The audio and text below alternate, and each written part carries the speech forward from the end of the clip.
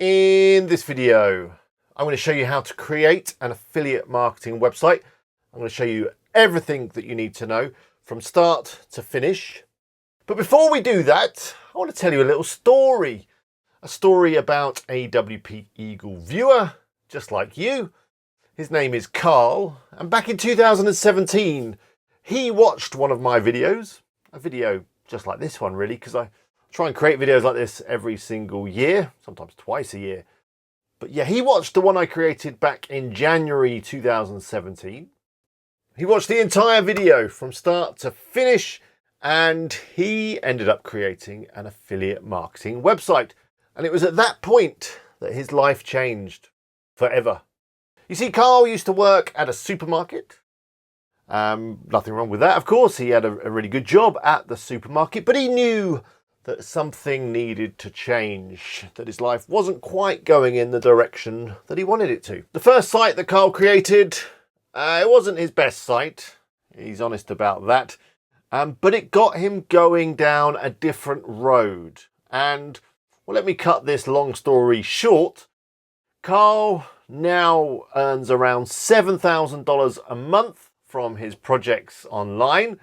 He recently sold one of his affiliate marketing websites for around $26,000.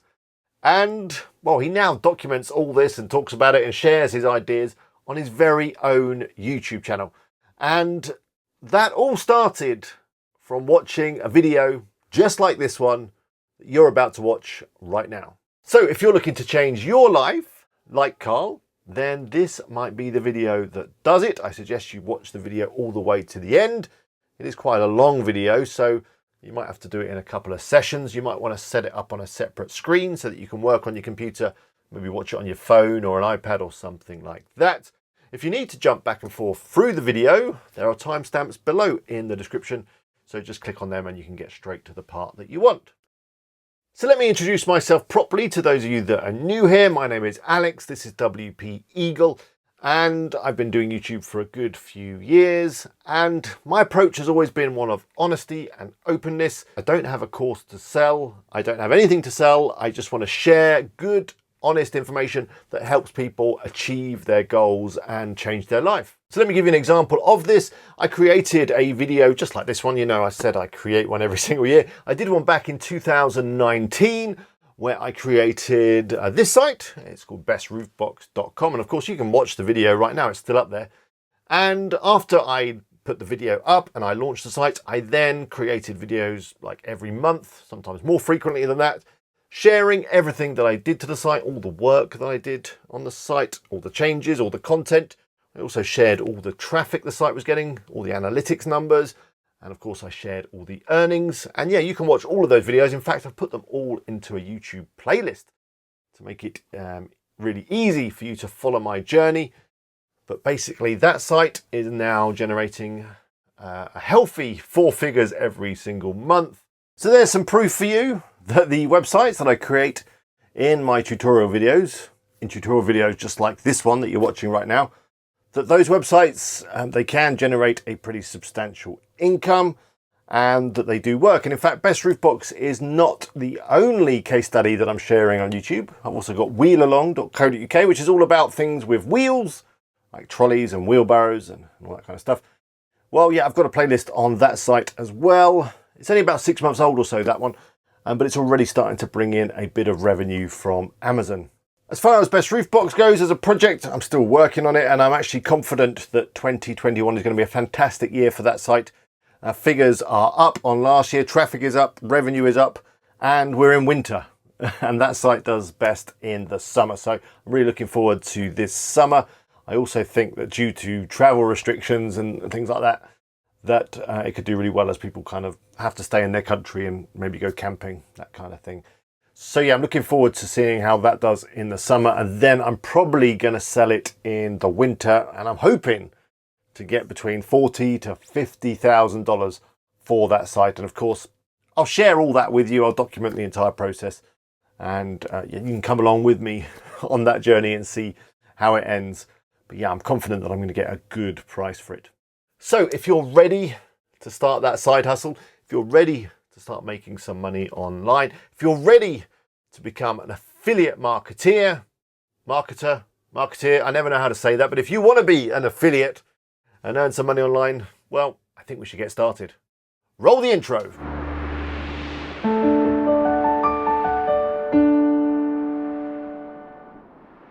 Okay, so before we go too much further, I think I need to be very clear on what an affiliate marketer actually is and what affiliate marketing is.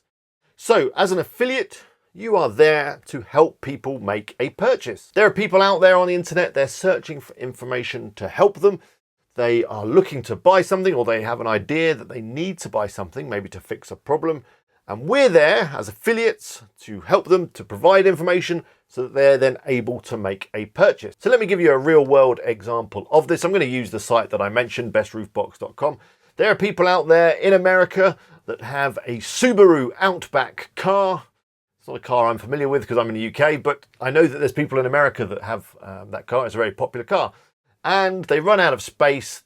The boot is full, as we'd say in the UK, or the trunk is full, as they'd say in America. And they need some more room. So they head over to Google and they type in roof box for Subaru Outback, or what's the best roof box for a Subaru Outback? When they do that in Google, my site appears and my article on that very thing appears. They click through and they can very clearly see which roof boxes are the best for the Subaru Outback. They then click through to Amazon using one of my special tracking links, and I'm going to show you exactly how to set all those up in this video. They click through on one of those special links, they make the purchase, and I earn a commission. And the great thing about Amazon is I earn a commission on everything they buy. So if they add the roof box along with a large TV, some hiking boots and a jacket, and maybe a fishing hat, I'll get commission on all of that.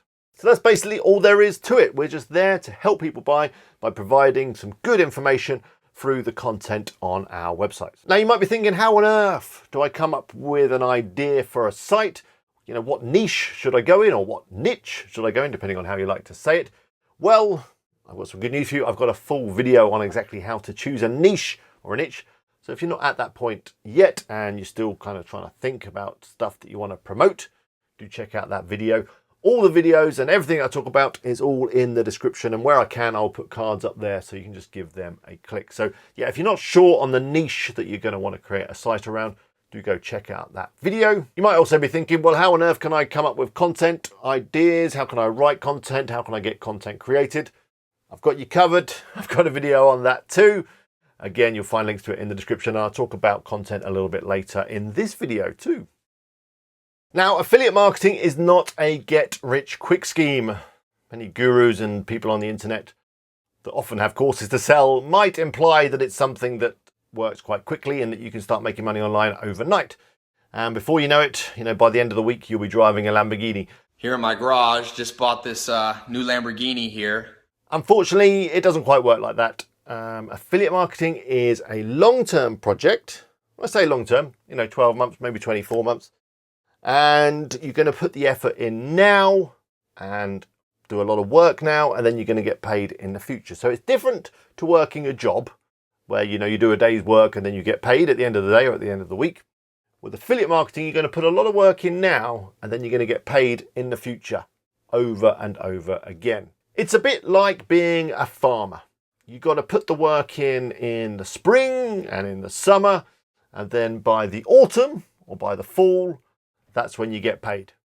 I'm not quite sure when actually farmers do their harvest and stuff, but I think it works like that. Basically what I'm saying is you've got to plant the seeds now, you've got to tend the seeds, you've got to water them, you've got to look after your plants, and they will grow. And you put the work in, they will grow big and strong and healthy, and then you will get paid handsomely in the future. So yeah, you've got to approach affiliate marketing as a long-term project. And you've also got to keep in mind that there is going to be some work involved. Maybe quite a bit of work, because you've got to create the site, which I'm going to help you with in this video. You've then also got to create some content. Even though there is quite a bit of work involved, the good thing is that once you've created a site and you know what you're doing and you've created some content and you know what you're doing on that front, you will be able to outsource a lot of it. So, for example, now I get all of my content written by writers. I just give them a brief and they create the content for me. I get the content added to my sites by my editor. So I'm kind of hands off. So once you get to a point where you've got some income coming in and you know what you're doing, you will be able to scale this up and outsource a lot of the tasks. Now, I absolutely love affiliate marketing, and I always choose it over things like drop shipping and e-commerce, which are other ways of making money online. And the reason why I love affiliate marketing is that you don't have to worry about customers or customer service, because you're just referring people to companies like Amazon. And I will say there are lots of affiliate programs out there, not just Amazon, although Amazon is a great place to start. So yeah, you don't have to worry about customers, you don't have to worry about stock or inventory, you don't have to worry about shipping, all that kind of stuff. That's a bit of a headache. With affiliate marketing, you're basically just doing the marketing part of a business. You don't have to worry about all the other stuff. And that's why I love it, because I like to have plenty of time. I like to spend time with my family. And once you start bringing in like customers and stock, that's going to just eat away at your time. So that is why affiliate marketing is always my number one choice when it comes to making money online. Of course, you can monetize your sites in other ways. So for example, on bestroofbox.com, the main source of income is from Amazon and is from affiliate marketing, but I've also got some ads on there too, and they generate a reasonable income too. So you can diversify, you can have multiple income streams all off the one website. So let me just explain exactly what we're going to be covering in this video. We're going to be covering how to get a domain name and your hosting. Basically, hosting is how you set up a website on the internet. You need to go with a hosting company, and they basically get you up and running and look after your website. And I'm also going to be giving you some tips and ideas on how to choose a domain name. Domain name is your .com or your .net or your .biz or your .whatever. I'm going to be showing you how to create the site, and we're going to be using WordPress and a fantastic drag and drop builder, which is called Thrive. It's my new favorite WordPress theme and plugin. It allows you to create some fantastic looking sites. It's got some fantastic templates. It's really easy to use. It's drag and drop, as I said. And yeah, I absolutely love it. I'm going to show you how to add content to your site, and I'm going to show you how to make that content look amazing. We're going to be using tables and adding images and buttons, and it's just going to look absolutely beautiful. Speaking of beautiful, I'm going to be showing you how to make sure the site looks beautiful on tablets and on mobile devices. I'm going to be covering some of the legal pages, so how you can get a fantastic privacy policy, or is it privacy policy? I never know. And also how to get some terms and conditions and set up a cookie policy with a cookie opt-in thingy bobby, basically all the legal stuff. I'm going to show you how to submit the site to Google and do some basic SEO, because we're going to be generating the majority of our traffic from Google. I'm going to show you how to set up Google Analytics. This is a great way to track all the visitors on your site, see where they're coming from, how long they spend on the site, how many of them there are, and allow you to make some really insightful decisions about the way that you manage your website. Finally, I'm going to show you how to make your website run really fast, because it's really important that your site loads quickly. You don't want people coming through to your site and then having to wait for pages to load. And from a Google and from an SEO point of view, and in terms of getting ranked on the search engines, speed is quite important. So yeah, final part of the video, I'm going to show you how to make sure the site runs super fast. So that's the bulk of it. There are loads of other bits and bobs within the video, like I'm going to show you how to create a logo for your site using a fantastic free graphics package. I'm going to show you how to create lovely featured images for your blog posts so they really stand out. And yeah, I'm basically going to cover everything. And I'm here for you. I run a live stream twice a week now, on Tuesdays and Thursdays, where you can drop by, you can ask me questions. I do try and answer all the questions that I get on the live stream, and we could talk about your site. But if you'd rather not do it in public, you can also email me. I'll put my email address down there and also in the description. Just drop me an email with your questions and your queries, and I will try to reply to as many as I can.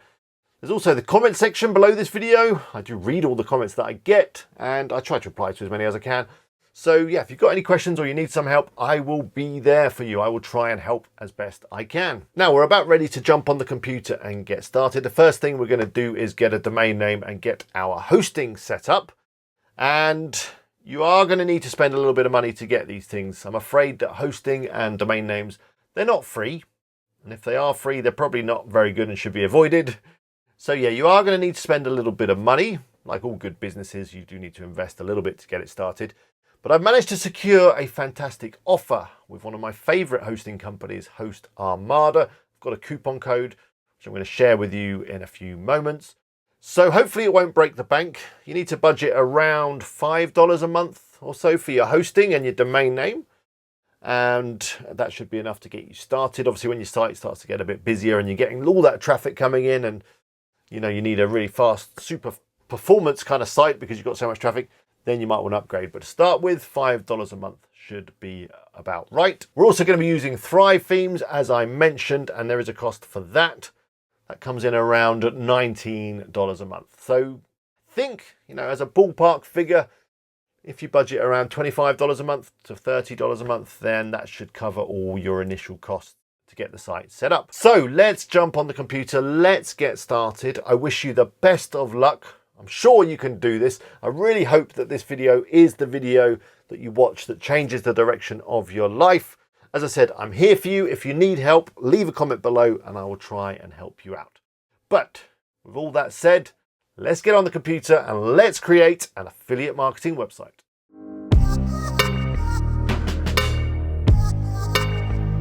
The first thing we need to do is set up our hosting and our domain name.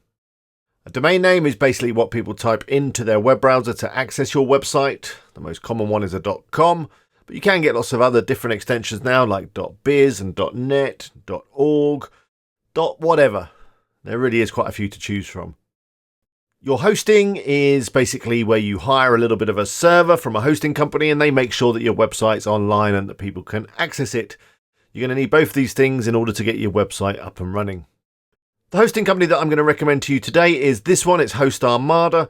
They did well in a recent test that I did where I tried out a few different hosting companies, checked out their speed and their support and all that kind of stuff. And yeah, Host Armada did really well.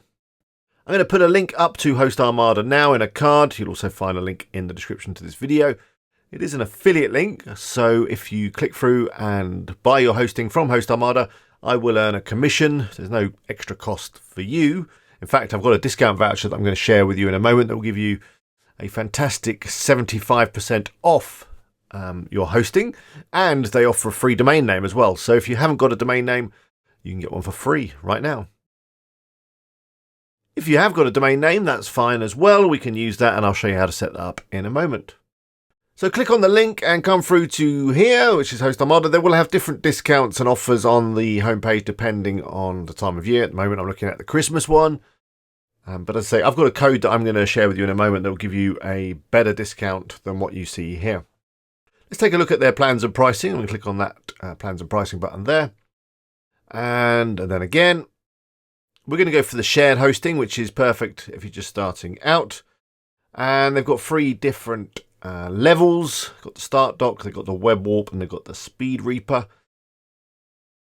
I think the Web Warp is probably the best value for money. You get unlimited websites, you get loads of storage, you get a faster server, but it's really up to you. If money is tight, then maybe the Start Doc might be the best one for you, but you can only have the one website on that. So it depends on your ambitions and how many websites you're thinking of creating. You can, of course, change your plan later if you need to go up or down. All of the plans include that free domain name. So anyway, let's go for Web Warp. I'm going to click Order Now. And then it's going to ask us about our domain name. So if you want a brand new domain name, just simply type it in here. So Alex's brand new domain name. And then click Check. And it will tell you if it's available or not. It is available. Perfect. And then you click Continue. I'm not actually going to register a domain name right now because I've got one that I'm going to be using today. Type in the domain name that you want here, and then you can change the extension by clicking here. As I said, there are loads of different extensions to choose from. I'm kind of old-fashioned and I like a .com, but you can go for whatever you like. There's ones for different countries, different extensions here for different types of things. So yeah, choose one that you like. Just a few tips on choosing a domain name. You're going to want to think about how big your site's going to get. The domain names that I've been using in the past, things like bestroofbox.com and bestpressurewasher.com, which is what we're going to be using in this video, they're kind of restrictive. With bestpressurewasher.com, I can really only talk about pressure washers, which is fine because I've got lots of content ideas for pressure washers. But if you're thinking of going kind of broader, you want to have a big site with lots of content, then maybe go for something a little bit more generic, like, Alex's cleaning tips or howtocleanstuff.com. That's probably already gone, that one, but you get the idea. So have a think about the domain name you want, whether you want to go kind of broad and with a more brandable domain name, or whether you want to go more specific with a domain name with the actual keywords of the products within the domain name. Now, as I said, I've already got a domain name registered, so I'm going to come down here and click I will use my existing domain and update my name servers. And type in my domain name, which is Best Pressure Washer. And then over here it's .com, so I type com in there. Click Use Domain. It says, I've chosen an existing domain. Yep, I have. Let's go. On this page, we get to choose our billing cycle.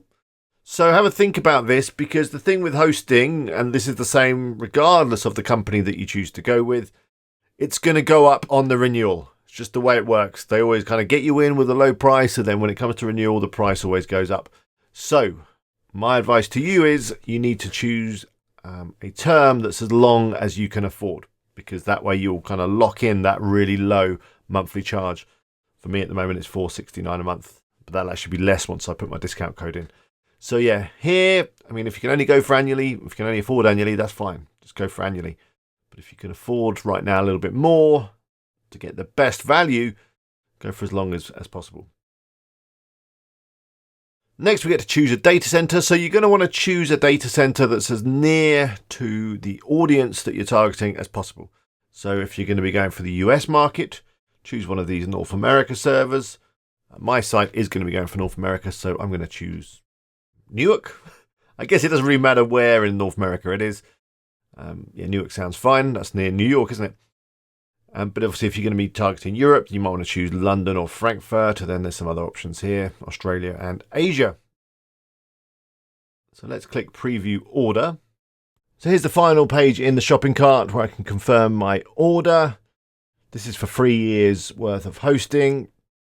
If you're going to be registering that free domain name, that will also appear here for free. I think when it comes to domain names, they offer a privacy service for a few dollars, which you may want to take. When you register a domain name, your information like your name and address is publicly available on the internet, so you might want to hide that, and that's what that privacy service is for. I use a privacy service on all my domains, and I think for the few dollars that it is, it's worth it just to keep your details hidden. But of course, that's entirely up to you.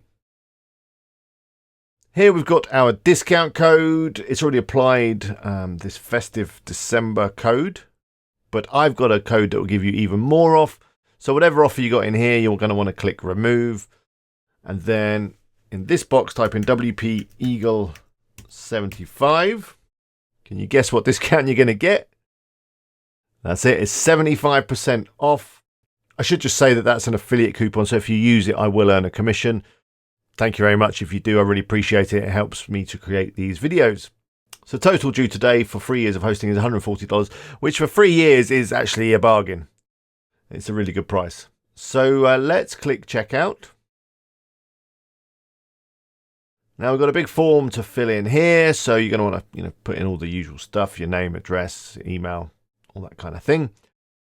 And then down here, you can decide how you want to pay, whether it be credit card or with PayPal. And you're just going to want to click this box here to agree to terms of service and then click checkout. I'm not going to fill in all this form right now because that'll just be boring. So yeah, that's what you got to do. Click checkout and you should be all done. Once you are, you'll get an email and that'll have all the information that you need to set up your website.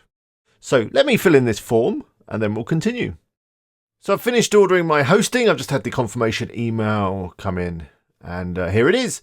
It's got all the details that I need to get up and running. Now, if you've just registered a domain name with Host Armada, that might take a little while just to go through for it to, be registered and for that change to go around the world. So you might need to just wait a few hours for that to happen. If you've got a domain name already registered, I'm going to show you right now how to point that domain name at your new Host Armada hosting. I'm going to do it as well on my domain name. So let's just have a look at this email. So we've got our login details for the control panel. That's where we basically can manage all our hosting. We've got some server information here, which we're going to need. You've got your FTP details here and your email settings, and that's it. So let me set up my domain name. As I just said, if you just registered one with Host Armada, you don't need to do this step. And in fact, you can skip it. I'll put a time up on the screen now that will jump you forward and you can carry on setting up your website. But if you've got a domain name registered with someone else, maybe with GoDaddy, maybe with Namecheap, maybe with Namester, maybe with someone else, we'll set that up now. The process is the same for all of those different domain name registrars. So let me get my domain name set up, and this is for all you guys that have already got a domain name registered. You need to head over to your domain registration company. My domain name is registered with GoDaddy. So I'm going to go into my GoDaddy account. I'm going to go to my products. So here are my domain names. I'm going to find the one that I want. I have to go into here.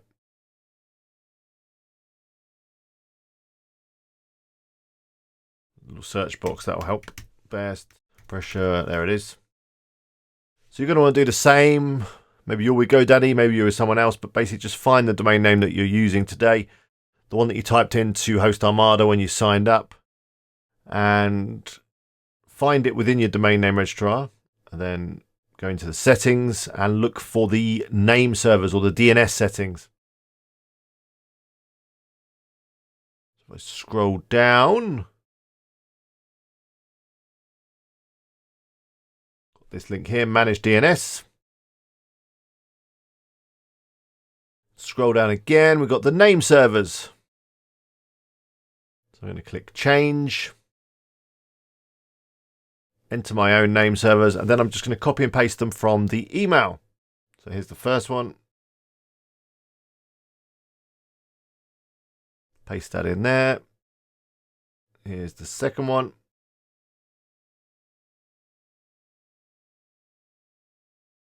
Paste that in. Click Save. Yes, I consent. So I need to verify my identity or something, but I'll do that. I'm sure you won't get that message. And there we go. That's all done. Might take a few moments to come through. Let me just refresh. Yeah, they're there. So now if I open a new tab and head over to bestpressurewasher.com. Okay. It's not quite working yet. There's nothing there. But once that DNS change has taken effect, then I should see something here rather than an error message, or possibly you're getting your domain registrar's holding page. So just wait a few moments. DNS changes do take a little while. You might need to clear your cache in your web browser if you need to. If you don't know how to do that, I'll put a link to a video in the description where you can see how to clear your browser cache. But hopefully you won't need to do that. Hopefully within a few moments you can just come to your website, type it in or click refresh and something should appear. So I'm going to wait and we'll do a quick edit in the video and I'll come back when it's all ready to go.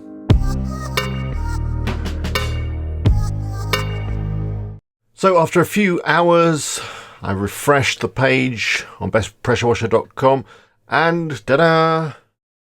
I see the Host Armada holding page. So that means the domain is now pointing at our new Host Armada hosting, and we're ready to start creating our website.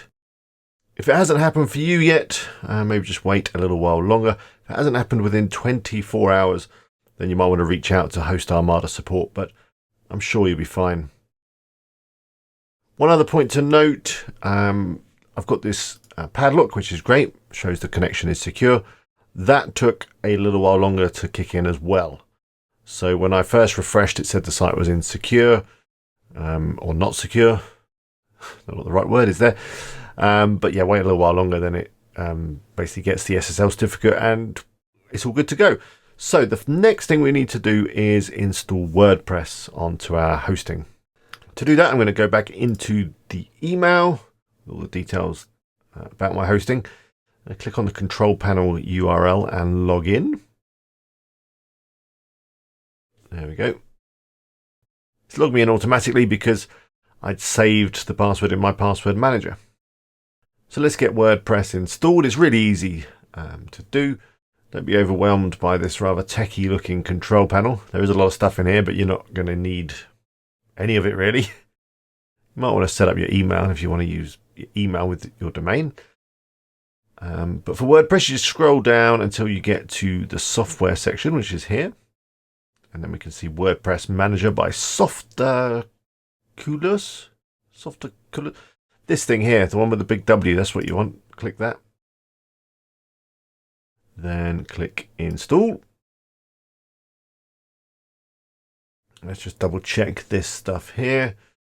Choose the version 5.53 is fine. That's the latest version, I think. This is all good. Got the domain there. You don't want anything in the directory box. Give it a name.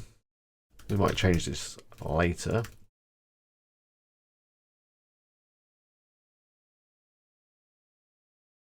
Put the .com, why not? And then a little description. I'm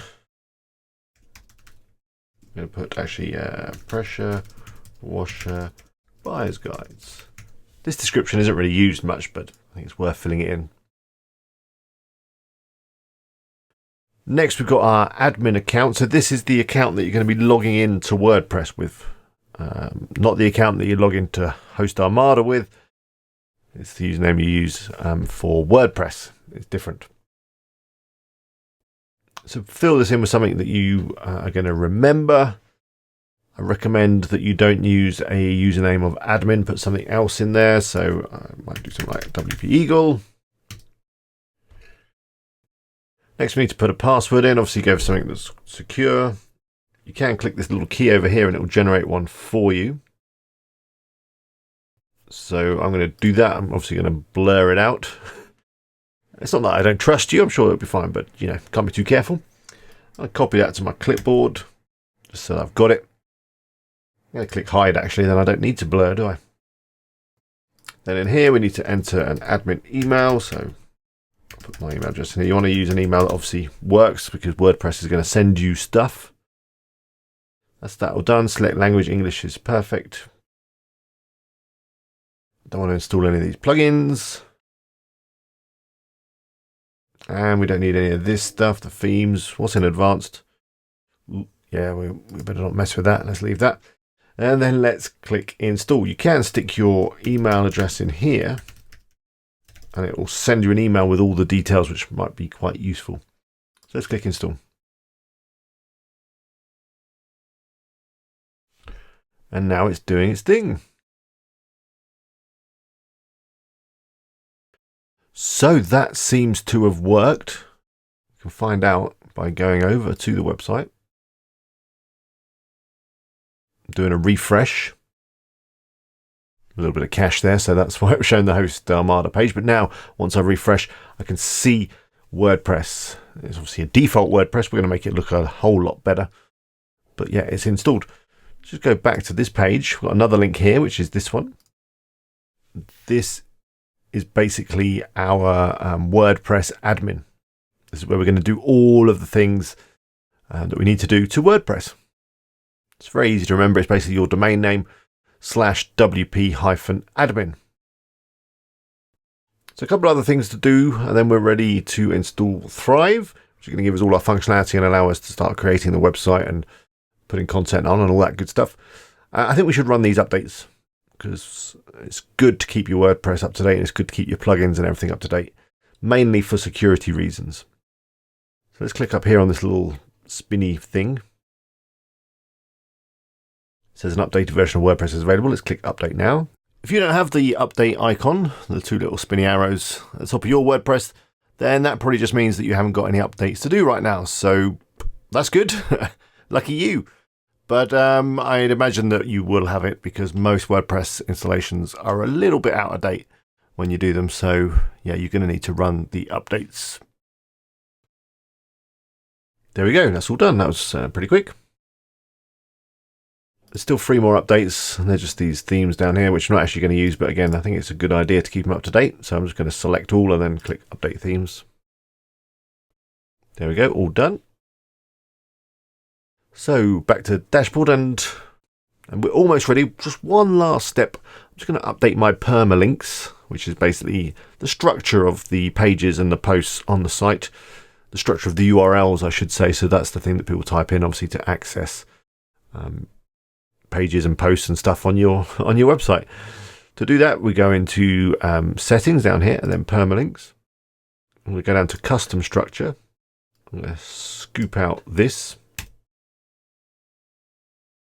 The structure I like to use is category and then post name. So I just clicked on these two things here. It's added it in here. And then I'm going to click Save Changes and that's it. I'm just going to visit the site. There it is in all its glory. The next step is to install Thrive and get this site looking really nice and start working on it, put the homepage together, add content and all that good stuff. So well done for getting this far. Let's continue.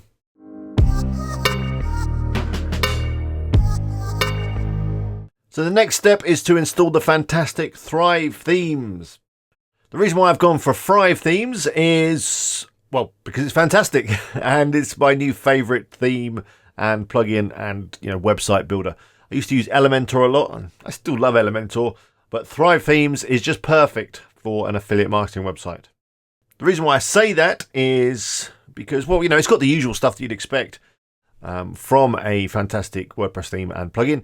And page builder, you get the drag and drop functionality. It's really easy to use, very intuitive. It's got loads of built-in blocks and templates and widgets, so you can get a website up and running really quickly, which we're going to do in a few moments, and you'll see how quick you can get stuff built. But yeah, what makes this stand out from some of the others is that it's got some very specific elements that you can add to your content that just work really well in terms of affiliate marketing. So it's got like a pros and cons widget, when you're doing a product review or a product comparison. And yeah, it's got a whole load of content-based elements basically. And it makes your content stand out from everyone else's, because people tend to just add a bit of text, maybe add a few images to their content. But with Thrive, you can, as I say, add loads of other things that make your content really rich and make it really good, make it stand out, make it different, make it pop. So that's why I love Thrive. I will, of course, be going into a lot more detail on all of those things when we come to build a site and when we come to add content. I'm going to put a link up now in a card. You'll also find a link in the description. It is an affiliate link, so I will earn a commission if you click that link and make a purchase, which I hope you do, because you're going to need it in order to follow the rest of this tutorial. I really appreciate it if you use my affiliate links. It really does help me out. In terms of purchasing Thrive, you've got two options. You can either become a Thrive Themes member, which I highly recommend because you get access to all of their plugins and you can install them on up to 25 different websites. Just click on this big button and I'll show you exactly what you get. You get all this stuff here. You get the Thrive Architect and the Theme Builder, which is what we're going to be using to create our site today. But then you get all these other bells and whistles that you can use in the future if you want to, like this Thrive Leads that helps you collect email addresses when you want to build up your email list. You get a quiz builder if you happen to want to add a quiz. You get an Optimisation plugin, which adds a countdown, and all this stuff as well, which is all really good.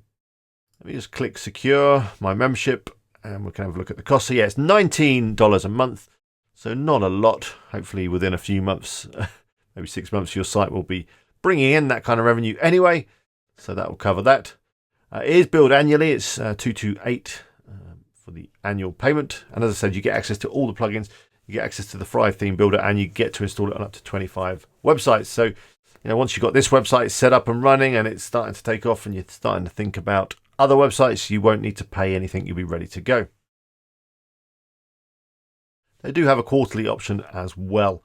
So yeah, I highly recommend the membership, but if you don't fancy being on a subscription type system, you can, I'm just going to scroll back to the top, you can just purchase the products individually.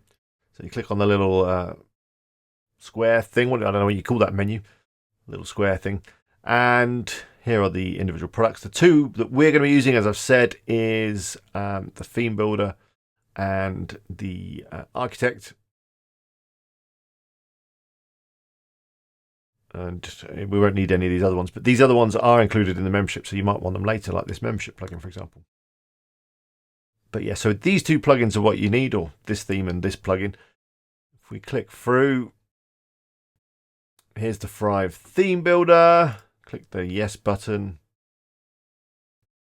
So yeah, it's 97 for the one license for one website.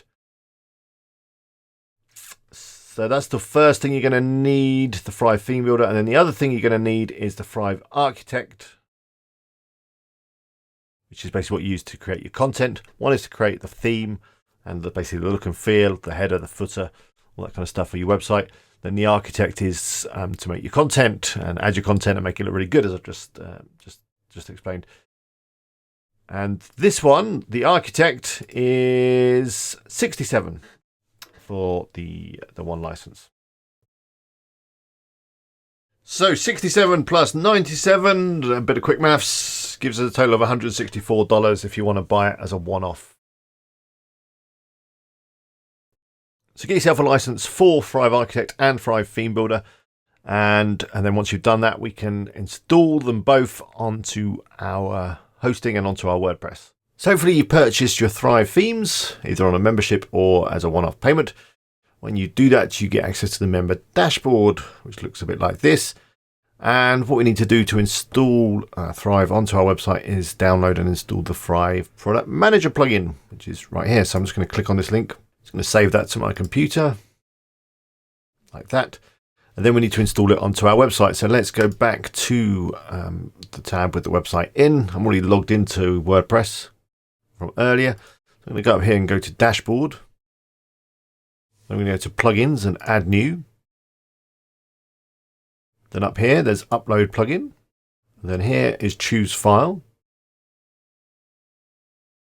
Then I'm going to select the file I just downloaded. It's called Thrive Product Manager. Click Open.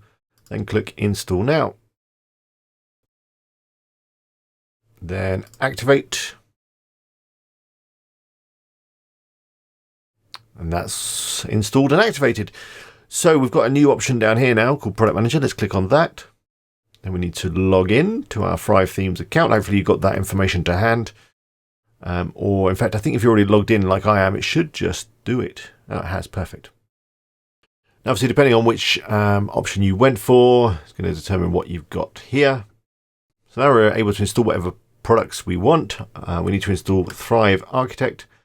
And then if you scroll down, you'll see the Thrive Theme Builder themes. And we've got Shapeshift here. We need that too. So tick that. And I think that's everything. Yeah. So let's click Install and License. And it's going to do that. There we go. Didn't take too long and it's all done. So if we click this button here, it'll take us to the Theme Builder dashboard. And now we're ready to start creating our website. It's got a wizard here to kind of help us do that. But before we go through this wizard, I think we need a logo. And maybe you need a logo too. If you've already got one, that's fine. You can skip the next bit. But for those of you that don't have a logo, like me, I think we should design one right now. I'm going to show you how you can do that in the next part of the video really easily and really quickly. So let's get a logo designed.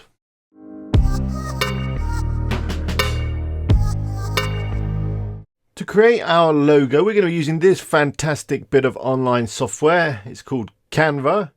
I'll put a link up now in a card. You'll also find a link in the description. That is an affiliate link, so if you click through and sign up, I will earn a commission.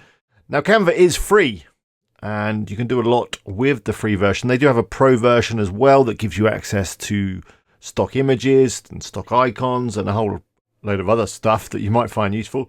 Although I was using Canva for free for ages. It does a lot, the free version, so you may not need to upgrade to pro. But yeah, I appreciate if you use that link. I will earn a commission to say if you upgrade to Pro. And yeah, I really appreciate it. We are going to be using Canva a few times in this video. We're going to be using it now to do our logo, but we're also going to be using it to design our featured images for our content. And maybe for some Pinterest pins, that kind of stuff as well. It's a really useful tool to have in your toolbox. And since I've started using Canva, I've basically not got any need for Photoshop. And I do use Photoshop a little bit, but generally I can do everything I need to do with Canva. It's got a whole load of different templates for all sorts of different things. as you can see, we've got logos, Instagram posts, presentations, posters, flyers, videos, all sorts of things. And it's really easy to use, this tool, really easy. But let's do our logo. So I'm going to come up here and click Create Design. And then I'm going to go for Custom Dimensions. And the size that I'm going to create my logo is going to be 500 wide by 250 high. I'm going to click Create New Design. Here's our blank canvas. So what I want is a nice little pressure washer kind of icon sort of thing. And then the words best pressure washer next to it. So let's get our pressure washer icon. So in Canva, you've got all these things down this left-hand side. I'm going to go to Elements. And I'm going to type in, or you can see I've already done it. I did do a little bit of research before I started recording. I'm going to type pressure washer in. And it's brought up all these really cool little icons. Now, the ones that come up with the little pro and the crown, they're pro. So you need to be a pro subscriber for them. But there are some free ones that's free. There are a few free ones. Okay, there's one free one. But hey, you know, it's going to depend on your niche or your niche. That's going to determine obviously which icons and things you need. Of course, you could just grab an icon from another website. Maybe there's some free icon sites that you know. In fact, yeah, most of these are pro, apart from that one. Which that would work, wouldn't it? Now, which one do I like? I quite like this one. I kind of like the one with the guy, but it looks like a pressure washer cleaning company sort of logo, don't you think? I like this one. That one's okay. Now we are able to recolor these, so don't worry too much about the color that's showing up in here. So many to choose from. So I'm going to go for that one at the top. I think I'm going to go for this one here. So I'm just going to drag that over. Make it a bit bigger. Then I'm going to add some text here. Then we'll do the coloring in a minute. So I'm going to click text over here. Just choose something from here. Or you can just choose, the text up here. And we can obviously customize it when we've added it. Loads of different font styles and ideas. I like this. I'm going to put that one over there. Don't need this Angelo Brewing. So these two elements, they're grouped together. So if I come up here and click ungroup, I can then just click on that. Click on the trash can up here, get rid of that. See this pink line that's coming up? That's kind of showing me that it's lined up nicely with this. Let's just change this text. Just going to highlight it and type in best.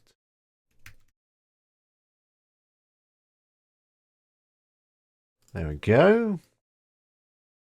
I'm guessing it should probably be a similar kind of height. So we can just drag the corner up. Similar kind of height to the pressure washer. Let's move them over a little bit.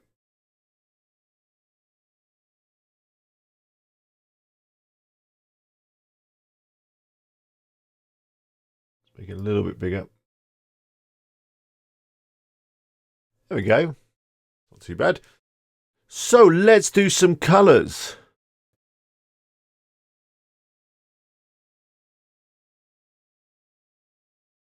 I think we need it blue. Oh, I like that kind of blue. That's good. I don't know if we need to make this different colors. Maybe if I do the whole thing blue, would that be too blue? Let's have a look. Maybe if I make the best a different color. So of course, when you're designing a logo, you just got to play around, try different things. There we go. Look at that. It's all right, isn't it? Now, unfortunately, you can't kind of recolor different areas in this icon. So if you wanted that, you would need Photoshop or something like that. But I'm happy with it all being blue. I think this logo actually looks all right with the red and the blue. Looks quite professional. So we'll go with this. Now I'm wondering if we should probably just fill the space a little more. So let's just make this a bit bigger. It's going to have a lot of white space around it. Make this text a bit bigger. Is that going to fit? I think so.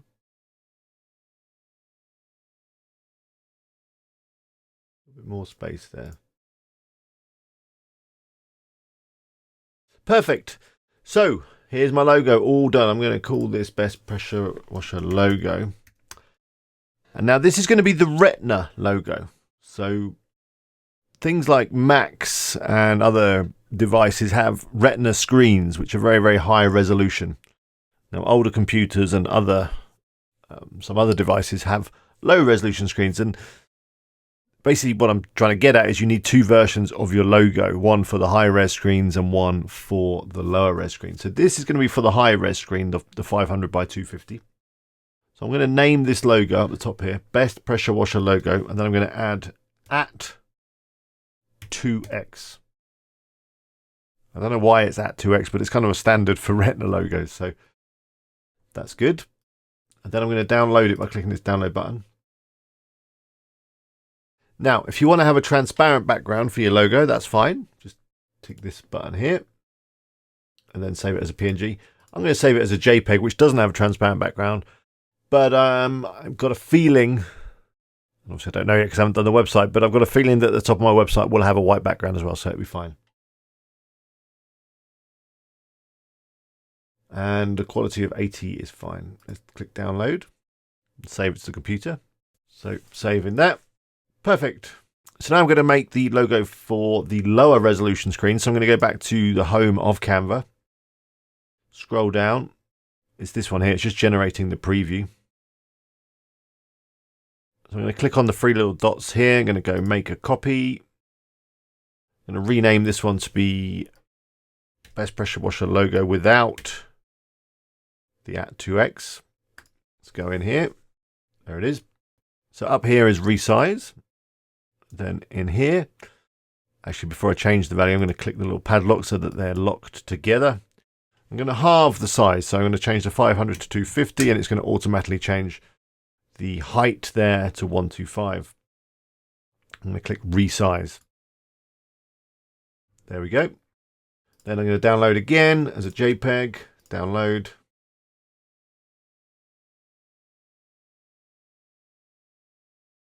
Perfect.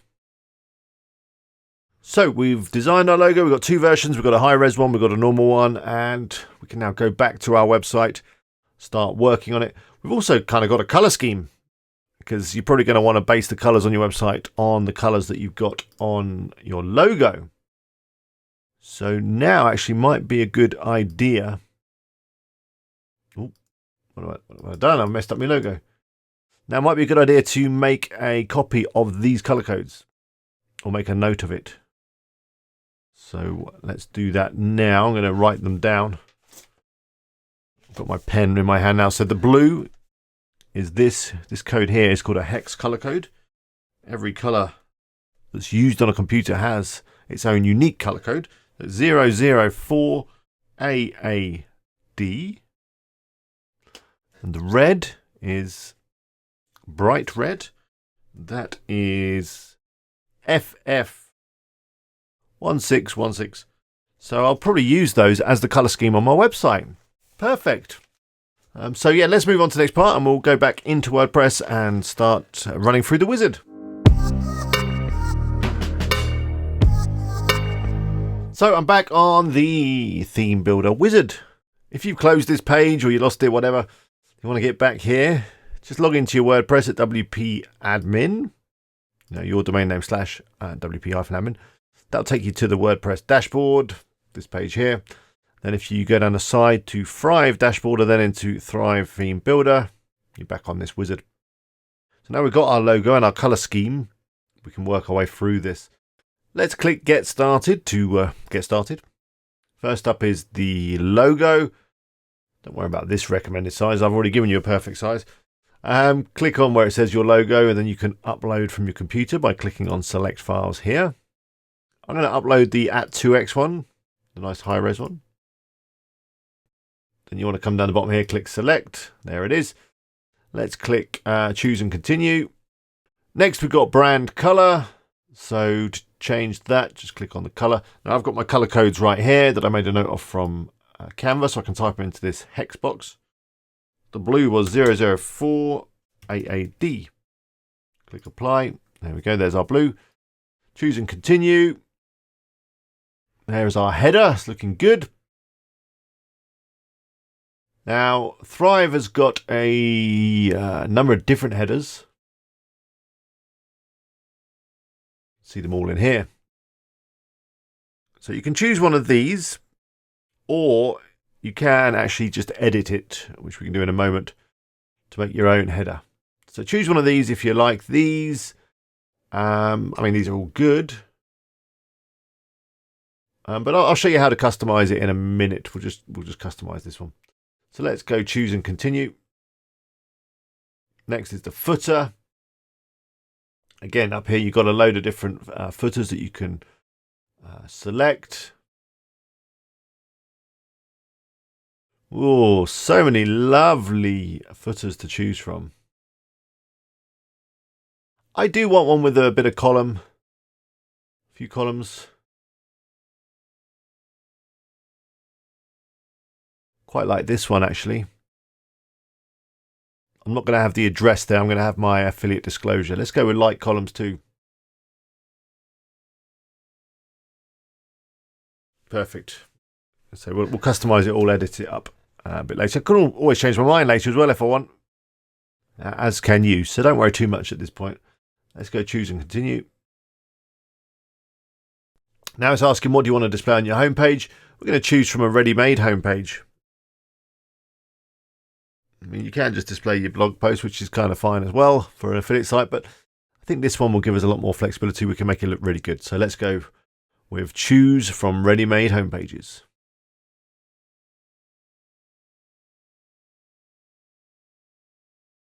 So it's stuck this one in, which is a lovely homepage, but it's more for a business.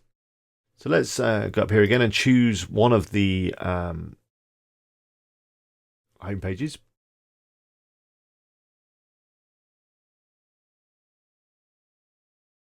Of course, you can choose whichever you like. And of course, we can customize these up as much as we like as well. I'm going to go for this one, the content focused one. And we will change this all in a moment. That's perfect. It's going to be fantastic. Let's go choose and continue. So this is our blog posts. So this is, the actual content pages. Content is going to be added to blog posts. And then you also have pages, which are for more static content like your about us, contact us, those kind of pages. So we've got a few options up here.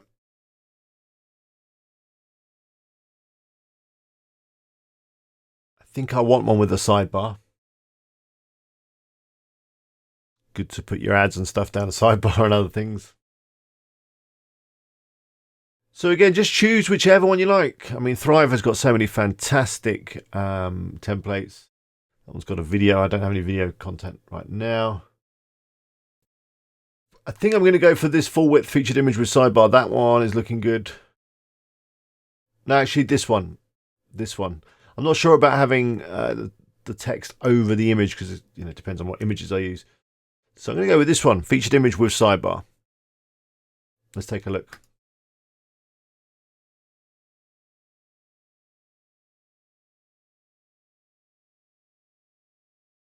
I think it's going to be perfect. Perfect. Let's go choose and continue. Now, here is our blog post list, which is the kind of category pages. Although I'm not going to probably use these. I'm probably going to create my own category style pages, which of course I'll show you in this video a little bit later. But yeah, you could choose one of these if you like, but I say I'm not going to be using one of these. So for now, let's just go with the this one. That's fine. And the next is page. So this is for your pages, as I just said, things like about us, that kind of stuff. So we've got blank page here, default page. I'm just going to go for blank page and we'll change it later. Choose and continue. Now it's asking which menus do you want to use in the headers and footers. Now I don't think we've got any menus set up, so I'm going to just say I will choose later. Click activate menus on my site. So there we go. Let's have a look at the site. Wow. Got a bit of work to do still, but it's gonna be fine. It's already looking really nice. So just to finish off this section, I'm going to change this header. I mean, the nav and everything's fine. I just need to change this button. I want to add a search instead of the button. So to change it, I'm going to click up here where it says Edit with Thrive Architect. And then click on the header. Then I'm going to click on Edit Header. Then this is all one big custom menu. So I'm just going to click on that like this. And then I'm going to click on the trash can over here to get rid of it. We've got an empty column. Then on this right hand panel, we can add our elements. Click on the little plus. All these wonderful things that we can add. I'm going to put the custom menu back, but I'm going to choose a different one. I'm going to go for the simple drop down, or the standard drop down, I should say. Got loads of different menus to choose from. Just going to go for this first one. Nice and clear and crisp and clean. Perfect.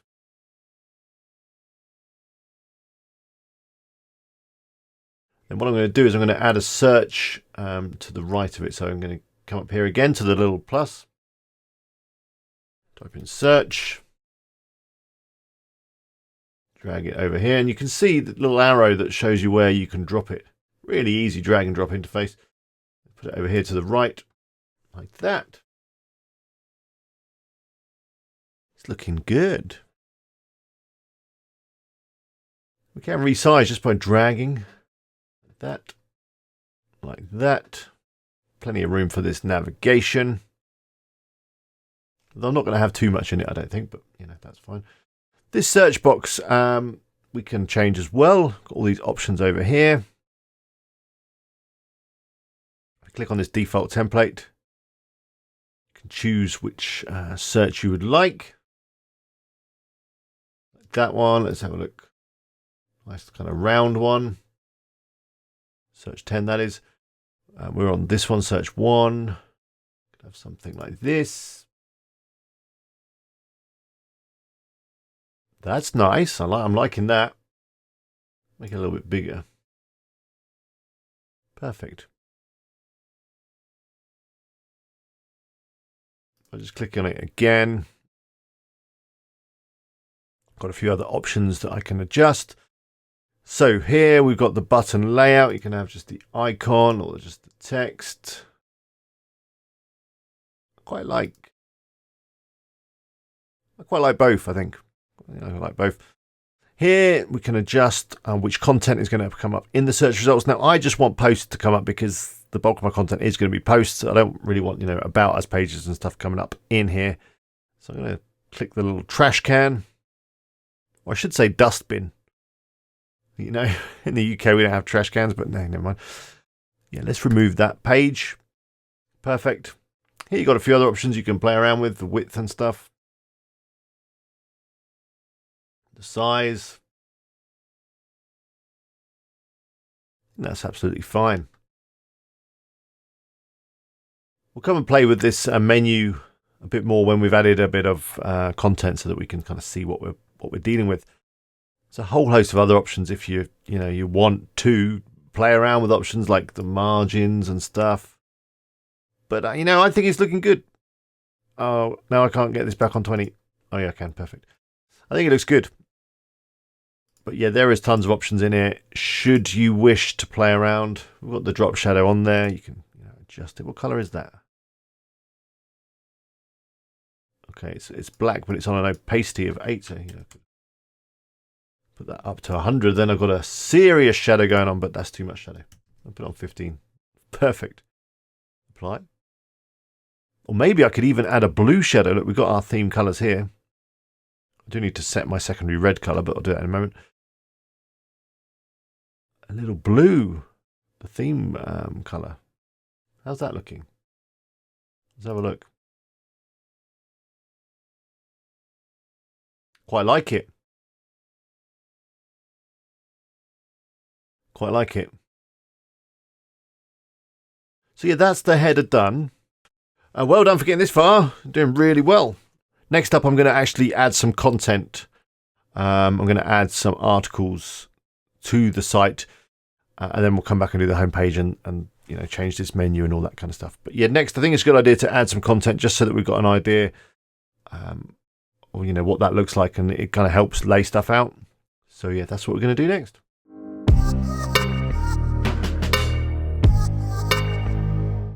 So in this part of the video, we're going to be adding some content to the site. As I just said, it's a really good thing to do quite early on when you're developing your site so that you can lay it all out nicely.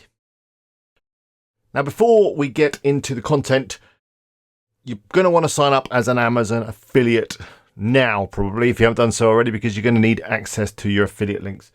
So to do that, you obviously need to head over to Amazon, the Amazon that you're going to be promoting. For this site is amazon.com. Then what you're going to want to do is scroll all the way down to the bottom, and there is this link here, become an affiliate. Give that a click. And this is where you sign up. Basically, you click this button, you sign in with your Amazon account. And then you basically just go through and fill out this, this form, which is pretty simple. You just got to add your name and address. You need to list off your URLs. I think they ask you a couple of questions about how you're going to promote the site. So you're going to promote it with content and SEO and that kind of stuff. And then you're done. And then you'll be given access to the affiliate tool straight away. You'll be able to generate links and all the rest of it. It's only when you start sending traffic over to Amazon and when you start generating some sales, it's at that point that Amazon will come and take a look at your site, and then you'll be officially kind of approved and good to go, or you'll be rejected. But hopefully, if you've followed my guide and followed this tutorial, you'll be fine. Now, you might be thinking of promoting another company. I think Amazon's a great place to start if you're new. But if you've got another company in mind, or you don't want to promote Amazon for whatever reason, that's fine. The process is going to be pretty much the same. It's just about inserting affiliate links. Now, most companies do offer an affiliate program. So let me just think of one at random. REI.com, which I know is a big seller in the States. They also do roof boxes and things. If you scroll down to the bottom, look in the footer, generally you will find a link to their affiliate program. So here it is.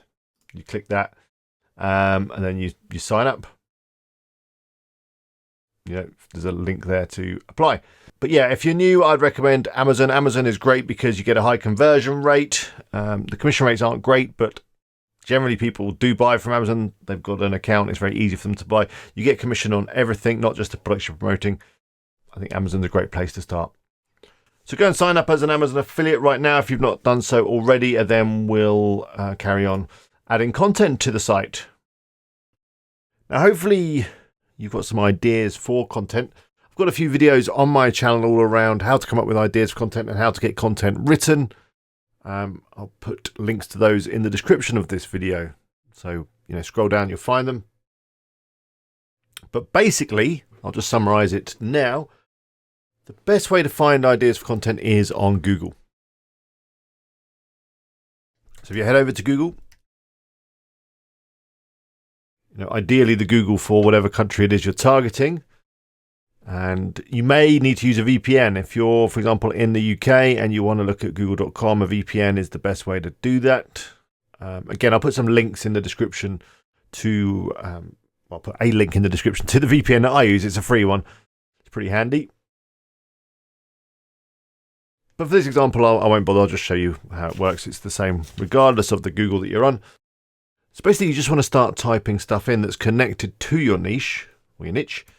I'm going to type in pressure washer. And then scroll down, and the section you're looking for is this. The people also ask because it's got some great questions in here. And what we're going to try and do is answer these questions in a concise and useful way. Because basically an affiliate marketing website is just there to help people make a purchase. So we've got this one here. What is the best pressure washer for home use? Is it okay to wash your car with a pressure washer?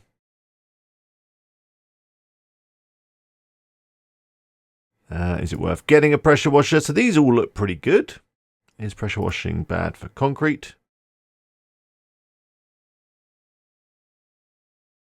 And you'll notice that a lot of these articles, they don't actually answer the question that well. So this one is pressure washing bad for concrete?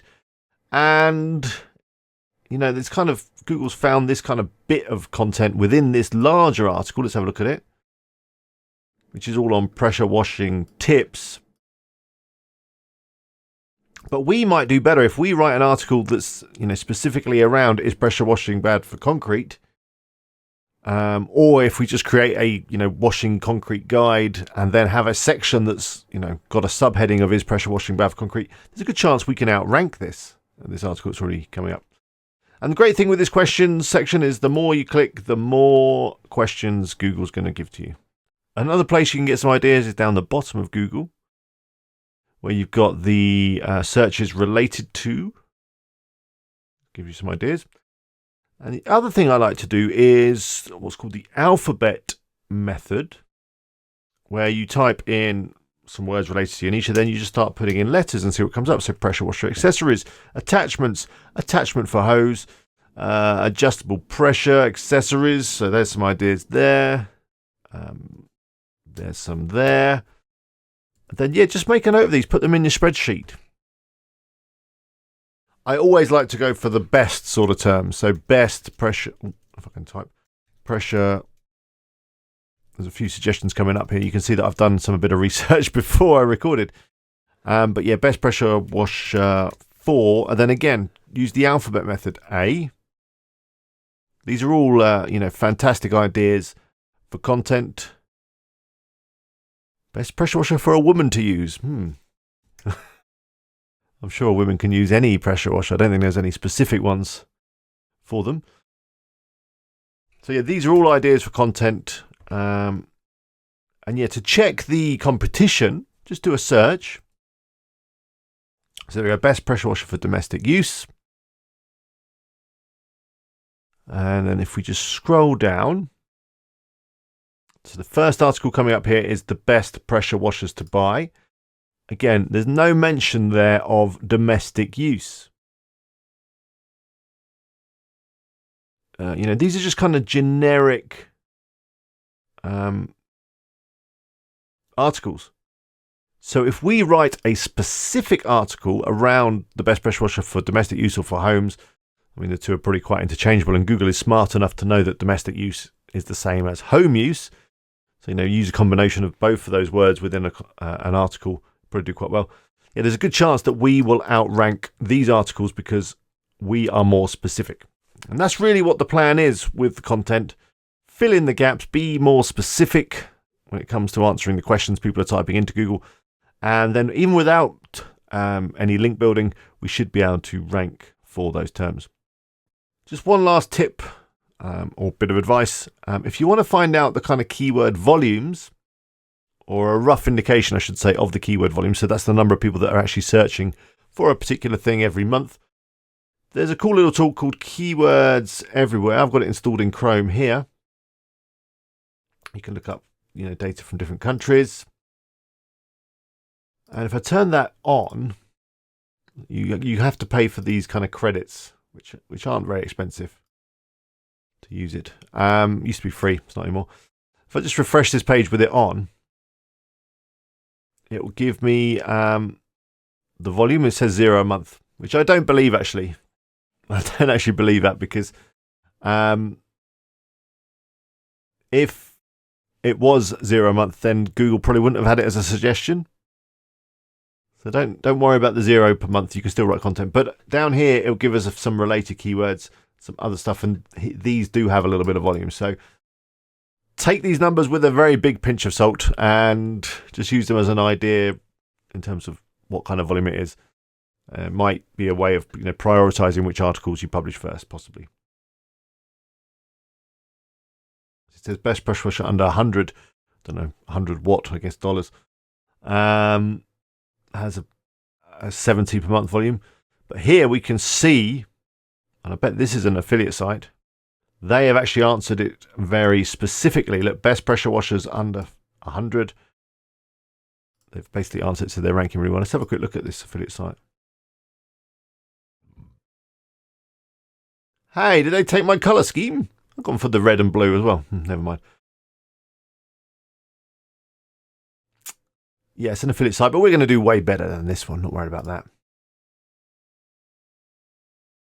But yeah, you do this alphabet method for G, gutter cleaning. Look at that. Again, there is no article coming up. Amazon is the first two links here. Google would much rather serve up an article that's full of useful information about the best pressure washers for gutter cleaning, for sure. So yeah, what I do is I get these ideas. I'm going to take that gutter cleaning one. That's a good idea. Don't know, I've got that one. If you use your cursor keys, you can kind of add them to this search box, and it makes it easier to copy and paste. You can't copy and paste from this drop down. So I'm going to stick that in here. Hey, well, not pasting, hang on. You'll notice that I don't over-edit my videos. Anything that doesn't quite go to plan, I tend to leave it in. I think it's useful. By the way, if you'd like a copy of this spreadsheet, you'll find a link in the description of this video. It's a Google Doc. I'll give you read-only access to my template. If you want to then start editing it, what you need to do is go File and then make a copy. And then you can add it to your Google Docs, and then you can play around with it as you like. Now, in terms of getting articles written, I use writers. I pay for writers to create the content for me because I'm not a very good writer and I just don't seem to have the time or inclination to write my own content.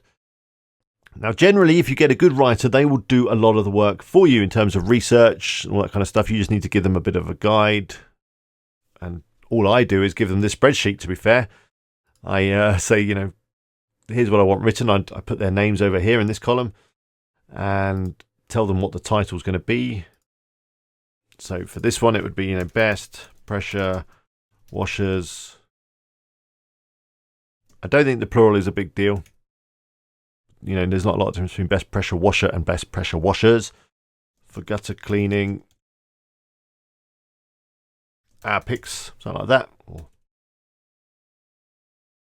you could even do it, mix it up this way. Something like that. As long as we've still got that search term, in the title, even though I've changed it to a plural, I think that's fine. That's what we're looking for. And then what I also do is I give them an idea in terms of the products that I want them to insert. So I'll do my own little bit of research on Amazon, and then I'll put them in here so that they know which products to talk about within the article. But you don't always have to do that. It depends on the writer. Sometimes if you get a writer that's up for going on Amazon and doing the research themselves, that's fine too. And you can even give people access to your Amazon affiliate account so that they can generate their own links, or links for you, I should say. So all these links in the spreadsheet here, they're all my affiliate links, so they can just drop them straight into the article when they're writing it. You'll find some links to a couple of videos below this video in the description, to some videos I've done on creating content and hiring writers and that kind of thing. Also some links to some sites where you can find writers. Upwork is a good one. You can try Fiverr. I've used a company called Texton. They're really good. BKA Content, also good. And what I've found is that once you start working with writers, you'll start to learn which ones you have a good relationship with, which ones deliver good quality content, and then you can start to negotiate rates and that kind of thing based on your volumes. Now, I've had some of these articles already written and ready to go. So let's add one to the site. Let's add this one here, the Aluminium Siding Pressure Washer Guide. But before we do that, we're going to need to add some categories. So let's go back to the site. Looking good. And you're going to want to carefully think about your categories. So categories are where you put your posts. It's kind of a nice way of organizing your posts, and hopefully it should be fairly logical when you look at your niche, where content should sit. So for this site, I've got a couple of ideas for categories. And you can have subcategories, which I'll show you in a second. So to create your categories, you go into posts and then categories. And I'm going to have two main categories. I'm going to have buyer's guides, which are going to be the kind of affiliate content, commercial content, maybe is one way of saying it, buyer intent content. I don't know. These are going to be the ones that really are to sell stuff. So, the best pressure washer for cleaning guttering, that would be a buyer's guide.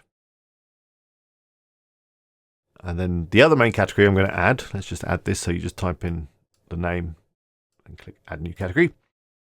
And then the next one I'm going to add is beginner's guides. And this is going to have more informational content.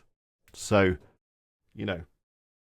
how to clean aluminium siding with a pressure washer. What is a good PSI for a pressure washer? Those kind of informational articles that maybe don't have a link to Amazon in them. That's going to be beginner's guides. Oh, I've just noticed I haven't put the S on the end there. We can do a quick edit there. Just click quick edit, add the S. Perfect. So now I'm going to add some subcategories below these ones.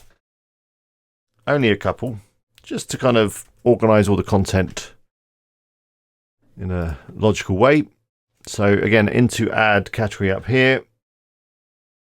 It's going to go pressure washers. It's going to go under the buyer's guides, that one. There we go. Then next we're going to go for pressure washer accessories. Of course, you can add new categories, you can change them and all that kind of stuff. Later on, as you kind of create content, you may need to add new categories. I wouldn't mess with them too much once you've added a lot of content. That'd just be a bit of a nightmare, because these categories do have an effect on the URLs, which is, the links to your content. So you want to try and get it very clear in your mind how your structure is going to be before you add too much content. But yeah, again, this one's going to go under buyer's guides. Let's add that. Then underneath beginner's guides, I'm going to have cleaning guides.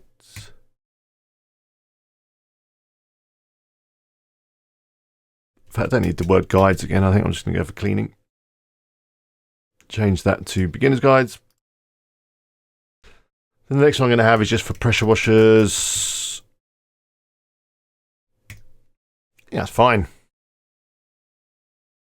Perfect. So now we've got some categories to add some content to. So I think we should add some content. So I brought up this article here, which was written for me a little while back by one of my writers. It's the Aluminium Siding Pressure Washer Guide. So we're going to add this. I'm just going to check it. Well, I have checked it. I'm just thinking I might rename it actually so that it fits in with our cleaning guides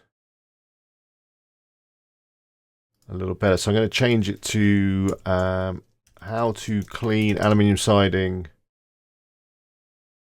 with a pressure washer guide. Although it is an informational guide, I have got a few little links to a few of the pressure washers here. I've noticed that my writer hasn't actually inserted my affiliate links. Never mind, I'll show you how to do that in a moment. Probably useful to show you anyway. So before we add the article, I just want to get hold of a image for the featured image, which is the big image that goes at the top of the content. So again, I'm going to jump into Canva. Create a new design, custom dimensions. And the size for the featured image, well, it can be whatever you like really, but I'm going to go for 1050 500. Create new design. And then what I'm going to do is try and find a photo. Got this kind of stock photo library within Canva. I think you will need the Pro version in order to access these photos. You may have a photo already that you can use, which is great. You can just drag and drop photos from your computer into Canva, or you can use this uploads area over here. Other stock photo services I recommend are iStock Photos, really good. Adobe Stock is also good. You'll find links to all of those in the description. But let's type in pressure washer, see what we get. Ooh, some good ones here. Now I need someone cleaning some aluminium. I don't know how to spell it. Is that it? Yeah, it is. Or should I say aluminum for my American friends? Not quite what I'm after. But maybe that's a bit specific. Oh, what's this guy doing here?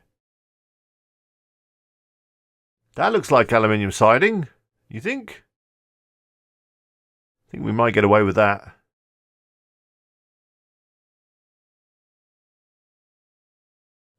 Let's just have a quick look on iStock. There might be something better. Aluminum siding. Pressure washer. I spelt my aluminum wrong, didn't I? No.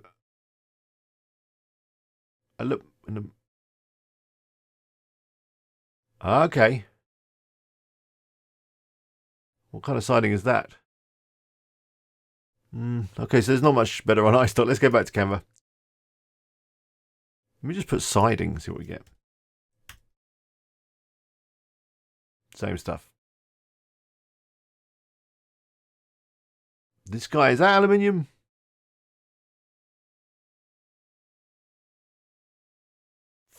Oh, I like this one. That looks perfect. That guy up on the roof. Let's go with that. So we'll get rid of this one. Drag it out. We'll make it nice and big.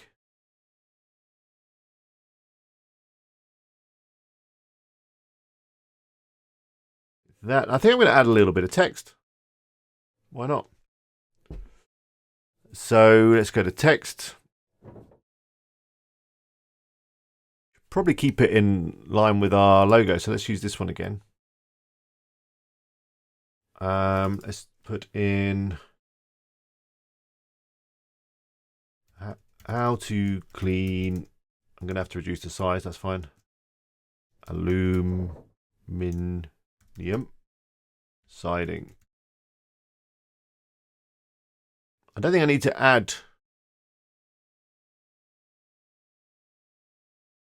what I'm going to do is actually I'm going to add pressure washer guide here. That'll be good. Pressure washer guide. Perfect.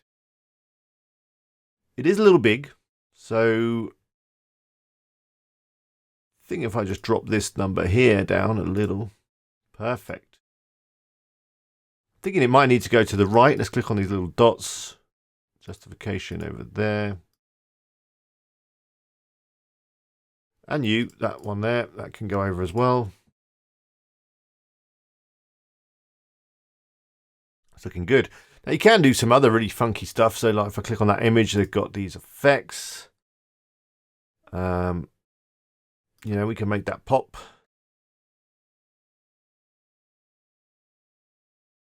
That looks nice. Do you think that looks nice? What color you want to go for? Mustard, blush, lavender.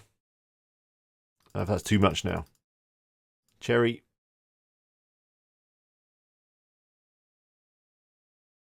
I don't know. Should I use an effect? I don't know.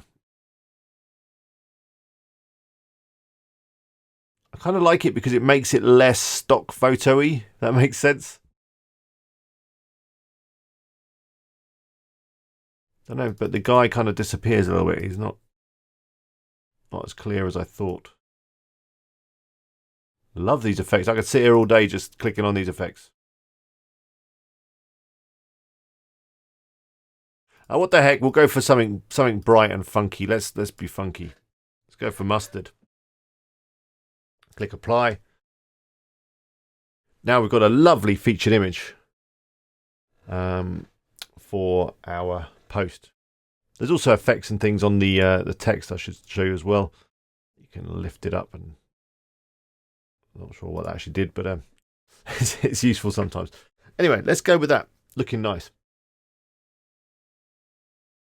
Though I'm actually thinking that maybe that should be on one line. Ooh, make that a little bit bigger. That looks better. Right, download JPEG. That's all fine. Download. Download it to the computer.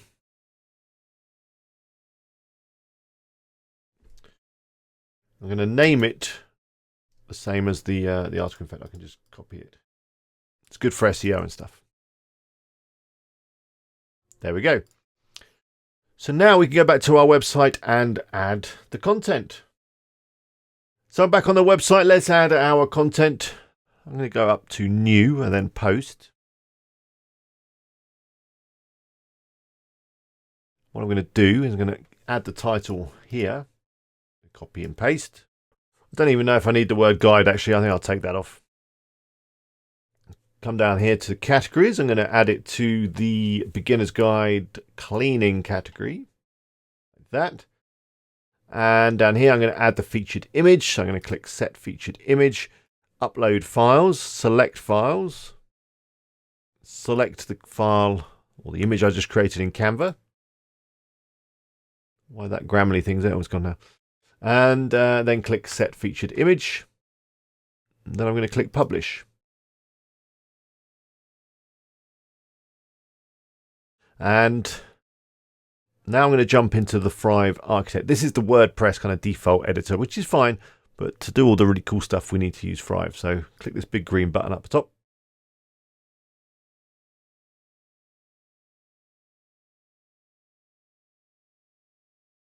There we go.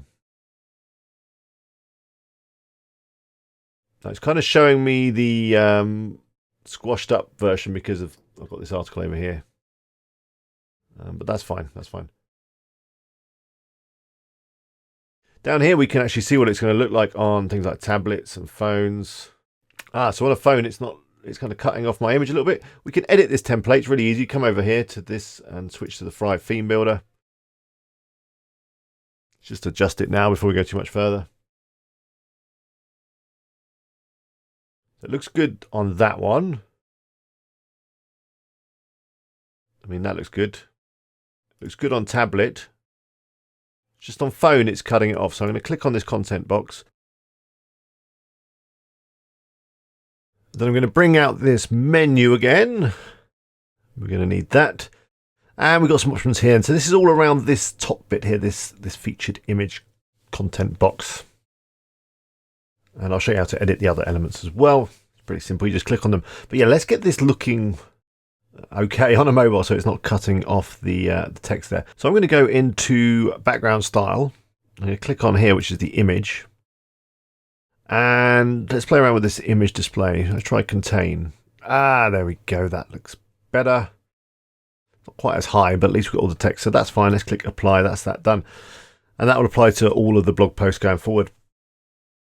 Now, so you can edit these other elements. So you've got this stuff here. I don't really want this author image and all that stuff. I don't want that. Let's get rid of that. And that's a column. Don't want that. Don't really want the author. Now the date, I don't know. We've got it up here and get rid of it. Tags. I might use tags. I'll leave tags there. Social sharing. That's fine. So this element here is the content area. So it's going to pull in the content from the WordPress editor, the editor I just showed you before we clicked through to Thrive. You can't remove it, but it won't show because I haven't got any content added to that editor. And we're going to be adding all the content with Thrive. So yeah, don't worry about that. Let's go past it. Here's an about the author box. I don't want that. Comment section. That's fine.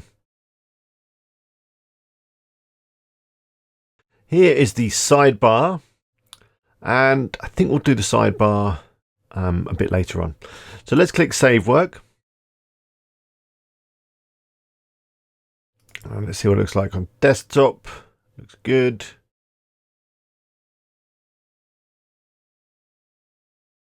tablet is fine.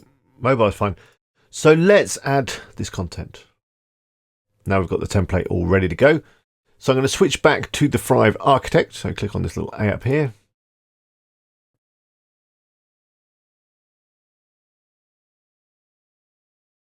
And here we go.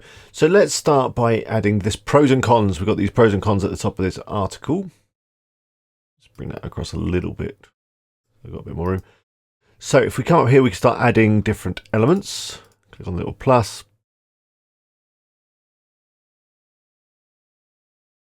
I'm going to go into block. And we can filter the blocks as it's saying here. So I want content blocks because we're adding content.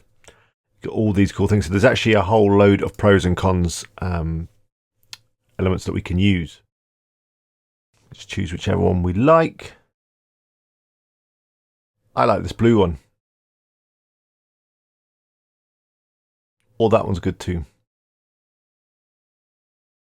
But as we've got the pressure washer blue vibe going on, let's go with the blue. Now they're stacked on top of each other because of the size of the browser here, but if make it a little bit wider, they do sit next to each other. That looks good. So now we can just copy and paste.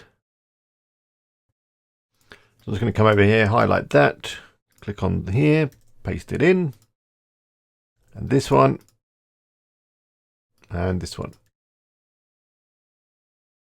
Don't need this one, so I can just click it and then click on the trash can.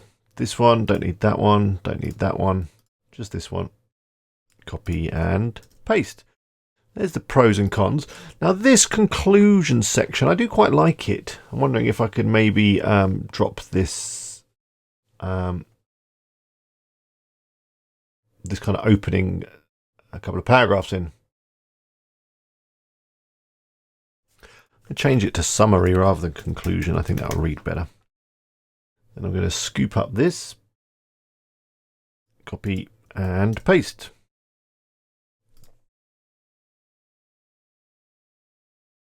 Very nice. So next we've got some text and some bullet points. So let's do that. So I need a H2 here, which is a header. So I'm going to pop open the elements. I'm going to grab the text block and drag that in here. Let's copy this, paste it in. Now it's brought over some styling from Word, which probably isn't a problem. I think it's just bolded it. Yeah, it's fine. I don't actually want to bold it because I'm going to make it a heading. So up here we've got our text options. I'm going to drop down where it says paragraph. I'm going to select H2 or heading 2. Nice big heading. Then what I think I'm going to do is I'm going to add another text just below it. I'm going to put this stuff in. Paste that in. Then we need like a bullet point or numbered points. So come over here to add a new element. Let's move this out the way. Then up here where it says search, I'm going to type in list. There's a few different list options. Go for numbered list, drop that in. So here's our numbered list. It's got a little bit too much space at the top. It's going to kind of like stick out a little bit from that paragraph. So I'm just going to adjust that by coming down here, going to layout and position. This margin at the top, I think I'm going to bring that down to 0. So I'm just holding down my left mouse button and then just moving up and down to adjust that. Ooh, I think that will be better. And again, at the bottom, I'm going to take that 20 off. Can always adjust it later if it looks a bit weird. Then I need to do some copying and pasting. So let's copy number 1 in. Number 2. 3. Now I need a new element. I think if I just press enter, I'll get a new one. There we go. Let's copy that, paste in.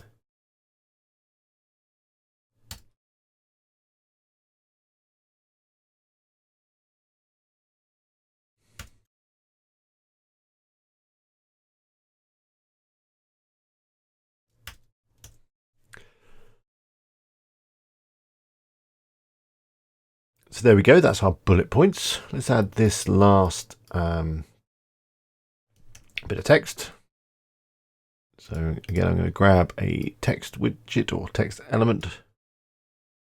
I think I'm going to make this bold as we're talking about the pressure washers now. Now, before we get to this bit, what I want to do is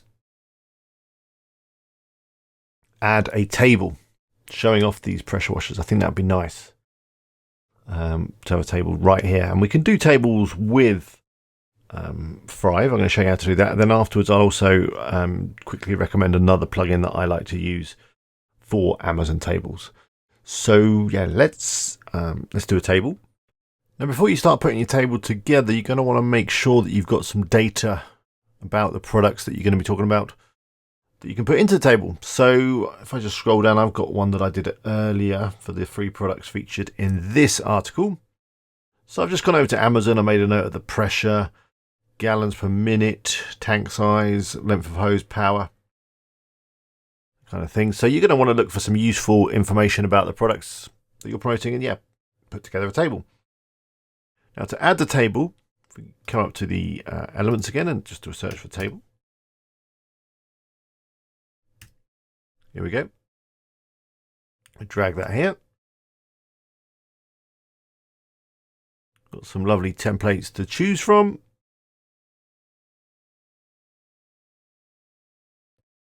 Of course, they're all completely customizable, so choose whatever you like. I think something like this might work well. Let's try that. So I just clicked it. Perfect. You can just click to start editing. So I want it to look like this table. And by the way, this table here has actually been put together with the plugin AAWP, which, as I said, I was going to tell you about after I've done this table, but hey, I'll talk to you about it now. You'll find a link to it in the description. It's a premium plugin that you can install, and it allows you to create tables using Amazon products. I mean, you still have to populate a lot of the data yourself. It can pull down the image, though, and price and a couple of other things using the Amazon API. In order to get access to the Amazon API, which is basically, as I say, just a way of pulling stuff down dynamically from Amazon into your site. To gain access to the API, you need to have made at least 3 qualifying sales through Amazon for your affiliate account. So if you're just starting out, don't worry about it. If you've already got some sales and you do have access to the API, you might want to go check it out. So there's a link to it in the description. There's also a link to a video that I did a little while back where I show you how to create tables with it. Tables do look really good. They look like this one I've got in my Word document here. But we can make good looking tables with Thrive anyway. So just think about it. Anyway, I've gone off on a tangent. Let's get this table done. So in here, let's type in image. In fact, I don't even need an image in there. We know what an image is. Then I'm not going to have product 1, product 2, product 3. Or maybe I could. Let's put an image. Let's put the images in so that we can see what we're doing. So to put these images in, I'm going to use the Amazon site stripe. So I'm going to head over to Amazon.com because I'm obviously targeting the US market, so I need products from Amazon.com rather than Amazon.co.uk. Now make sure that you add an address. It can be a fake address, of course, but a real address for someone else, maybe if it's not yours, in the country that you're searching for products around. So I've got an address here in New York, only because if you've got your UK or some other country address in here, then you might not see all the products because Amazon will kind of tailor it to the ones that are shipping to your location. So let's type in Sunjoe SPX 3000. There it is, that one. It's definitely the one. So we have this bar across the top because we're affiliates. It gives us access to the links and everything we need. So I'm going to take the image by clicking on image. I'm going to go for large. I'm just going to copy this bit of code. In fact, you want to make sure that you've got the right tracking ID selected as well. I'm going to copy the bit of code, go back to the website. Then what I'm going to do is I'm going to add, again, let's move this text thing out of the way. I'm going to add some HTML or custom HTML. So there's this little element here called custom HTML. Stick that above that And I'm going to paste that site stripe code in here. So this has got the image and it's got a link to Amazon for the product with all my affiliate tracking stuff in it. So it's good to go. Click save.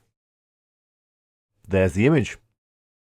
Then I can change this text here just by going in and highlighting and typing Sun Joe SPX 3000. Perfect.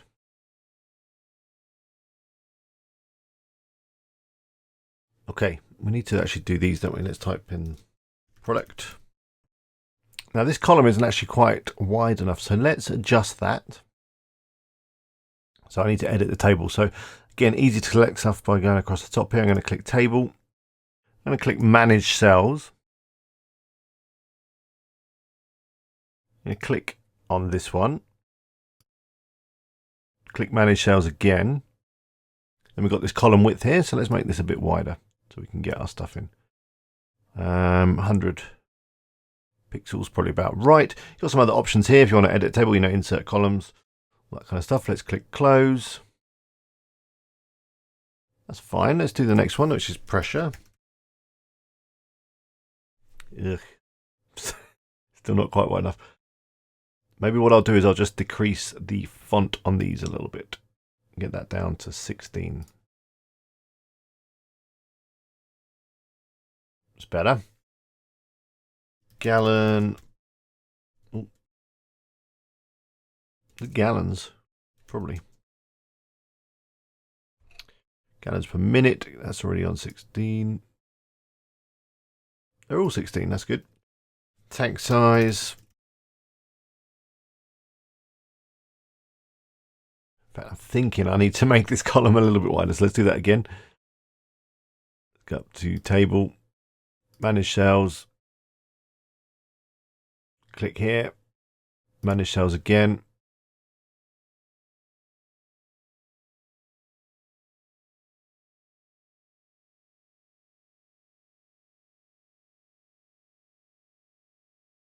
What do you think? I think I'm going to go for 150. 150 is good. Perfect. Now we are going to need to add a few more rows. 2 more. 3 more, in fact. Let's go for 3 more. So I'm going to make sure I'm clicked down on this bottom one. Then I'm going to go insert row after. There we go. And again, and again. Perfect. Okay, so that's all done. Let's click close. We can just edit these cells by clicking. What's the next one? Length of hose. Power. This one, I don't actually want to put anything because it's going to be an Amazon link along the bottom here. So let's just fill in this data. I'll do a quick edit. You don't have to watch me do that. Okay, there we go. I've copied and pasted everything in. I've removed that product name there. I've realized I've got the product name in this column. So these things don't really need them. Just clicking on them and deleting. So finally, let's add the link to Amazon. To do that, I'm going to add a button here. So I'm going to come up to Elements, to search for button. Pop that in there.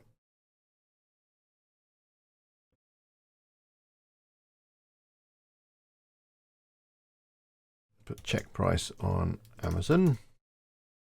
It's a little bit big, the button, so let's adjust the size of it. Decrease the font.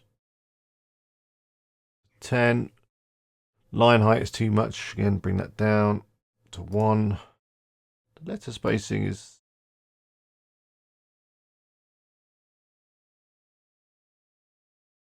Let's put that down to 0. In fact, I can increase the font again, I think, now.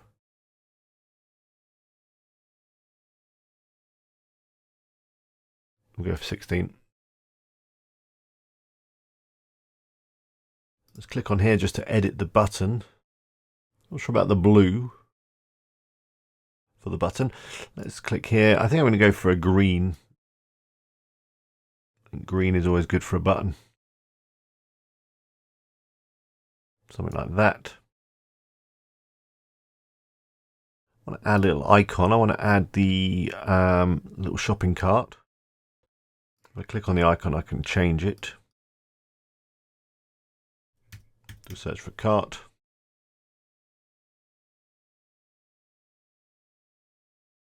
Let's go with that one. Perfect. Just going to click back on the button again. I think this button is a little bit too big, so let's adjust it. Go to layout and position. We can reduce some of this padding. So it's currently all on 18. Try and put that back to 18. There we go. What I'm going to do is I'm going to click this padlock so I can adjust them all together. Then bring it down to 8. I think that's better. So let's add the link. So I'm going to go back to main options. We've got this target URL. We want it as a no follow and as an open in new tab. Then back to Amazon. Click on text for the site stripe. Go to full link. It's very important that you use the full link. Otherwise, it can be difficult to update your links in the future if you need to. For example, if you sold your site. And copy that to the clipboard and paste that in.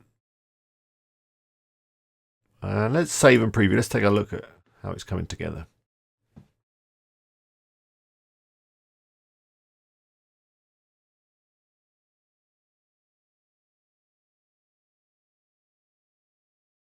I think I am going to take the tags out. In fact, no, let me add some tags, so then they'll appear. We'll do that in a second. But anyway, look, pros and cons looking nice. The summary looking nice. Heading, good. Wondering if that might be better bolded. Here's the table. Starting to come together very nicely indeed. So yeah, let me just show you how to add some tags, just so that this bit doesn't look a bit stupid. I'm going to go edit post. You basically add tags within the WordPress editor, not the Thrive. So click edit post there, and then down this right hand side we've got tags. I'm going to give a tag of siding. Aluminium. And cleaning guide. Tags are used to group stuff together, and you can use them for filters and for searching in the future. So try and use relevant tags, but not too many. Click update. Take a look. Looks better. So what I'm going to do now is I'm going to populate the rest of this table. I'll do a quick edit, and then we'll carry on and add some more stuff. Okay, so the table is all done. Looking good. Just want to show you a quick thing that I've done with these buttons, because this button doesn't look that great on a mobile. Let me just show you. Actually, it looks okay there because of the little trick I've done, which I'm going to show you. So what I've actually done is I've created a separate button for mobiles. I'll show you how I've done that. If you go into this responsive section when you're editing an element like a button, you get these options here where you can decide whether it's visible on a desktop, on a tablet, or on a mobile. At the moment it's set to mobile only, this button. Just slide that across, I can show you the other buttons. So this is the desktop button, and it's set to be just visible on a desktop and on a tablet. You can see that down here. So all I did was I duplicated the button, using this little button here, the little duplicate button. Duplicated it. I reduced the font size then on the copied button and removed the icon, and set this top one, this desktop one, just to show on desktops and tablets, and then this bottom one just to show on mobiles. And that's it. So if you're wondering why your button looks a bit weird on a mobile, it's because you need to do this little step. And turn that off now, and then we can see that. Oh, it looks perfect on both. So let's carry on with this fantastic article. Next, I've got some information about the individual products. So let's add that right now. Just scrolling up there. I don't know why I did that, but I'm just checking everything was still there. It still is. So I'm going to insert the image, the site stripe image from Amazon. for each of these products. So I'm going to show you how I'm going to do that right now. What I'm going to do is I'm going to add some text just here. I'm going to add the title, copy that. Okay, let's paste that in. I'm going to do a paste to match style, just because I don't want to bring anything over from Word, any formatting. Okay, there it is. I'm going to make this a H3, maybe. Let me just check what other headings we're running here. Got a H2 there, that's perfect. So yeah, these are H3. Then what I'm going to do, rather than paste this text into here, I'm going to add another text widget, and it'll all become clear in a second as to why I'm doing that. And then what I'm going to do is I'm going to put the first couple of paragraphs into this one. Bear with me, it will become clear. Like that. Because what I want to do is stick the image and maybe another cool little button here too. So to do that, what I'm going to do is I'm going to add a HTML block. Or I shouldn't say block, a HTML element. We're going to be copying and pasting some HTML from Amazon. I'm going to drop that over here to the right of the text, like that.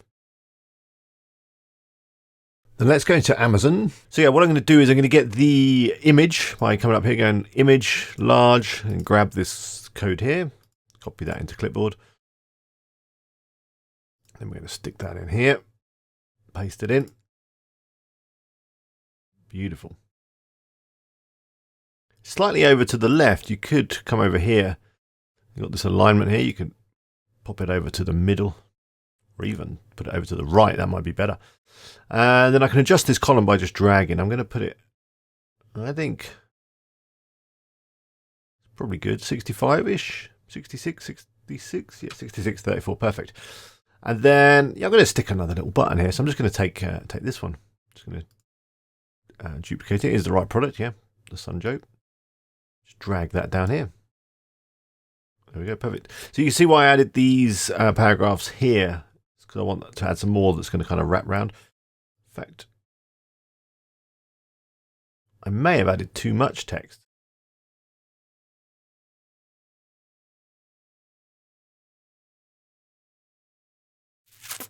I think that's fine. What did I end up with there? 70-30. 70-30 we'll go with. Of course, you can just drag stuff around, play around with it as you like. Get it looking as sweet as you want. Right, let's add the rest of this content. I'm going to add another text box. Just under here, you see, so that's going to go all the way across.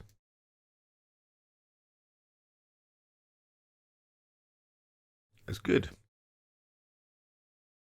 There's slightly more space there, though, between this paragraph and that paragraph, isn't there? So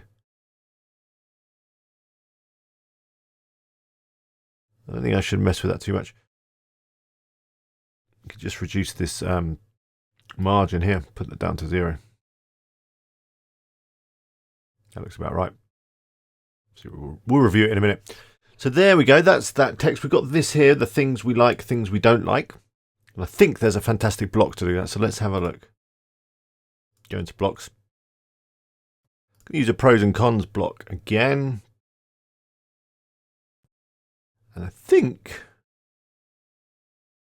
this will be perfect. This one here. Here we go. So I don't want this bit of text here. Get rid of that. I'll change this to things we like. And this things we don't like. And a little bit of copy and pasting. Click on here, like that. Perfect. Don't need this one.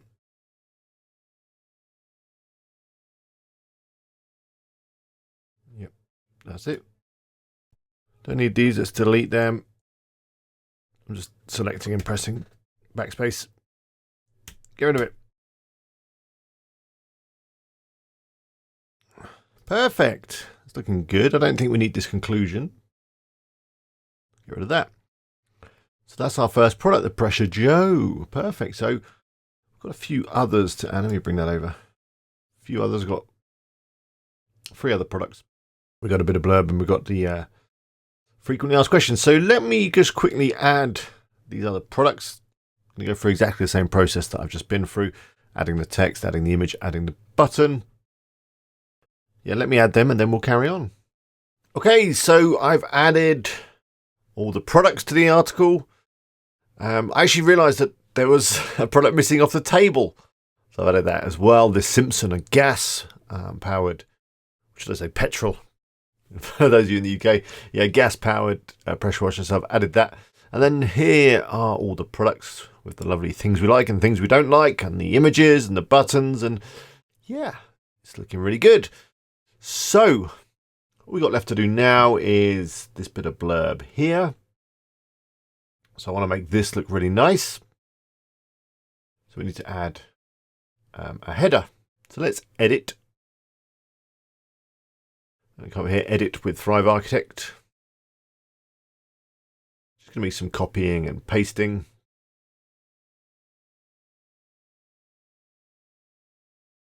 So scroll down here.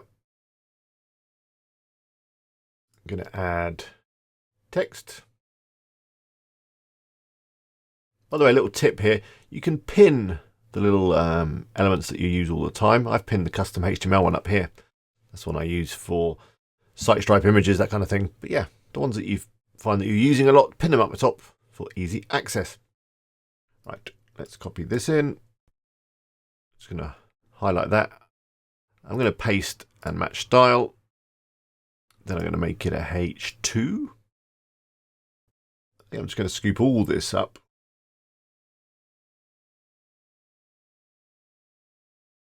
I think all this can probably actually go in the same one because there's not a lot to it.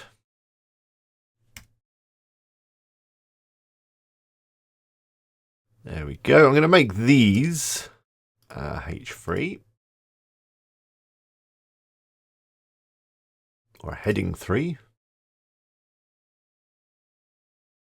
You know, of course, I could probably add some extra images maybe to jazz this up, but I don't have any to hand, so we'll leave it for now. Frequently asked questions. There we go. Make this a H3. Oh, in fact, this should be a H. Oh no, that's the H2, that's the H3, perfect.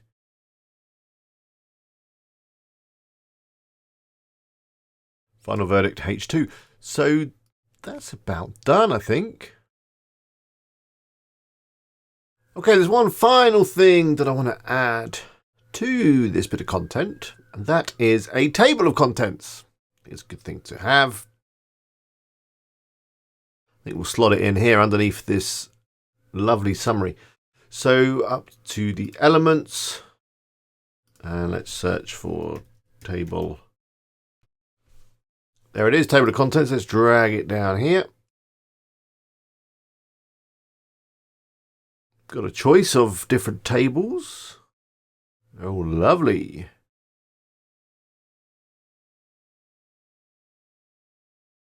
Wow. So many tables of content. I'm going to go for this simple looking one. That looks fine. There we go. Now I think I'd like it a bit wider. And I think I'd like it collapsed as a default state. So that's down here. Let's adjust the width. To do that, we go into this button here, edit table of contents. Go to layout and position. Got this width here. I'm just going to click on this little cross to change it to auto. That makes it the full width. Let's click done. Let's click save. And I think this article is all done. I'm going to click save and preview actually. That'd be better. Let's take a look. Okay, featured image, got the title, we've got the pros and cons, we've got the summary, we've got the table of contents. We can drop that down there. Looks good. There's our table, there's our products, there's the things we like and the things we don't like. And then there's the rest of the blurb down there. So yeah, it's done. I think it's as good as done. Of course, I can always revisit it in the future, make it even better. So what I'm going to do is I'm going to add some more content. I've got about 3 or 4 other articles that I'm going to add. To make it easier to add those articles, I'm going to save a couple of these elements as templates. So I can just drop them into future articles and just, quickly edit them, just the content within them rather than, all the styling. I'm thinking about the table mainly. but maybe this pros and cons as well. So to save an element as a template for future use, you need to go back into Thrive Architect.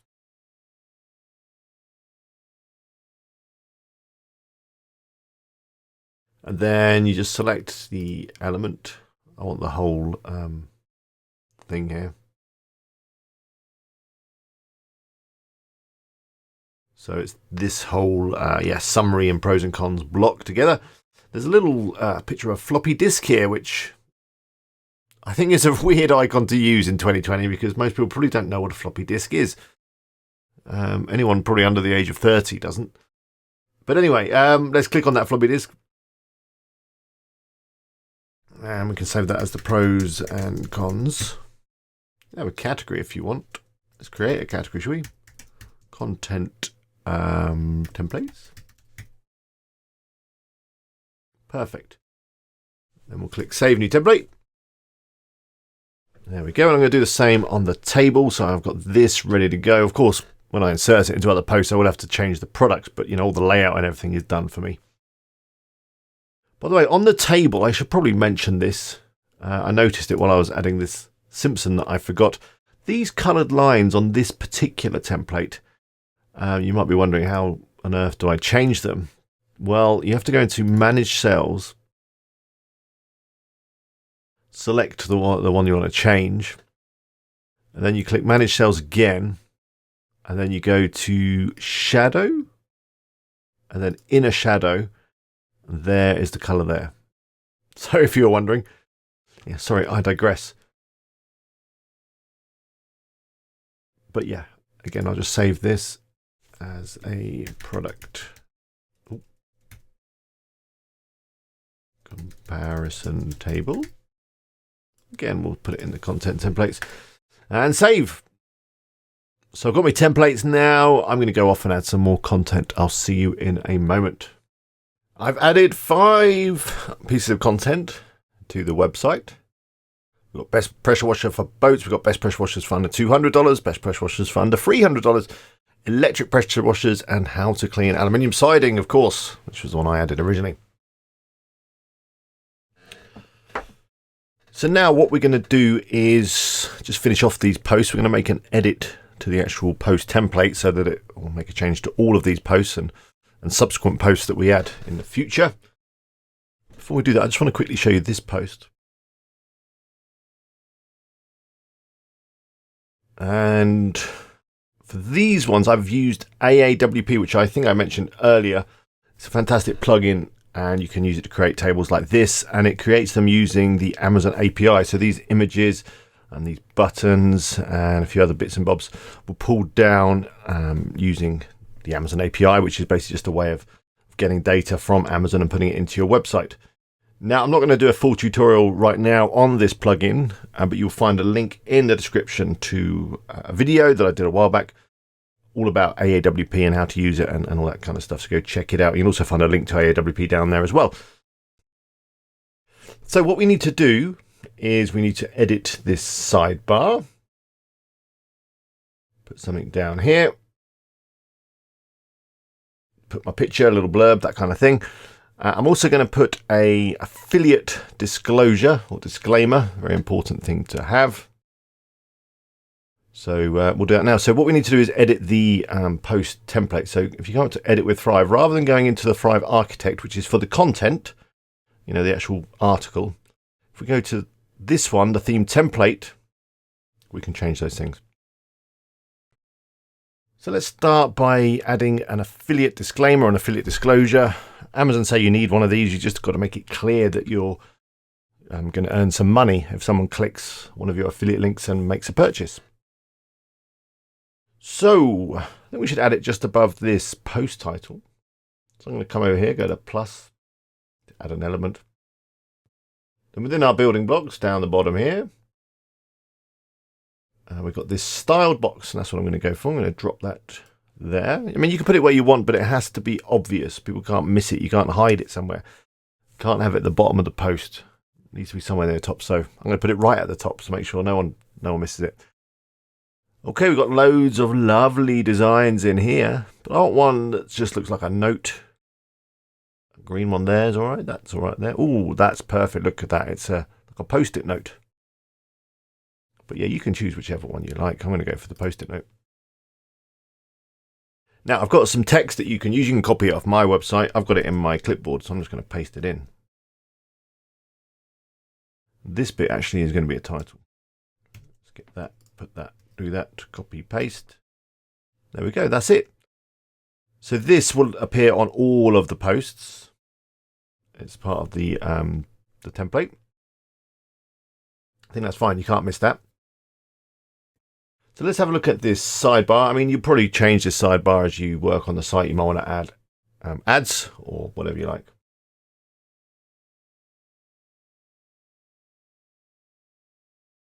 I like a lot of the elements. I like the search. I think it's good to have a search. I'm going to move that to the top. Let's go up. I'm going to put that right at the top. Oh,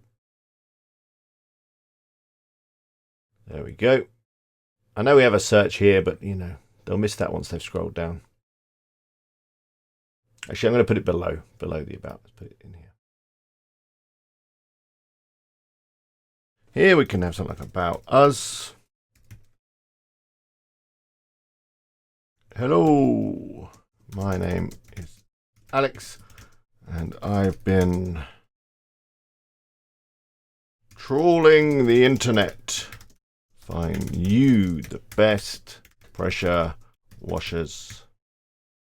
So you can put whatever you like. So next, let's change this image. Just going to click on it. I've got an image, a square image of me on my computer. So I'm going to come over here, click on this, which is the image that's already there. There it is. Click it again, and then we can upload from our computer. There I am. Can reposition if need be. That's fine. I'm going to click apply. I'm not going to use this email box just yet, so just delete that. I don't have any social media profiles, but if you do, you can just click on here and you can edit these. It's all here, so you can add different links, but yeah, I don't have any social profiles for this site just yet, so let's get rid of that.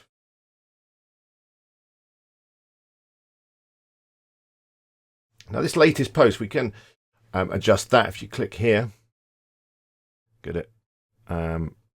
Edit design, or you can choose a new template up here.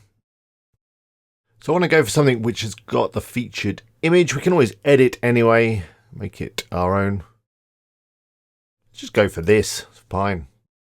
Click replace. Okay. Needs a little bit of design work on it. Let's reduce number of columns down to 1 over here. That's looking better already. So the image is a little bit blurry, and I'm not sure about all this text and stuff. So let's see what we can do. I'm going to come over here, click Edit Design. Click on the featured image first. I want the image size to be full size. That makes it look a bit crisper and cleaner. So that's good. The category... Do we need the category? I don't think so. I just want the featured images, really.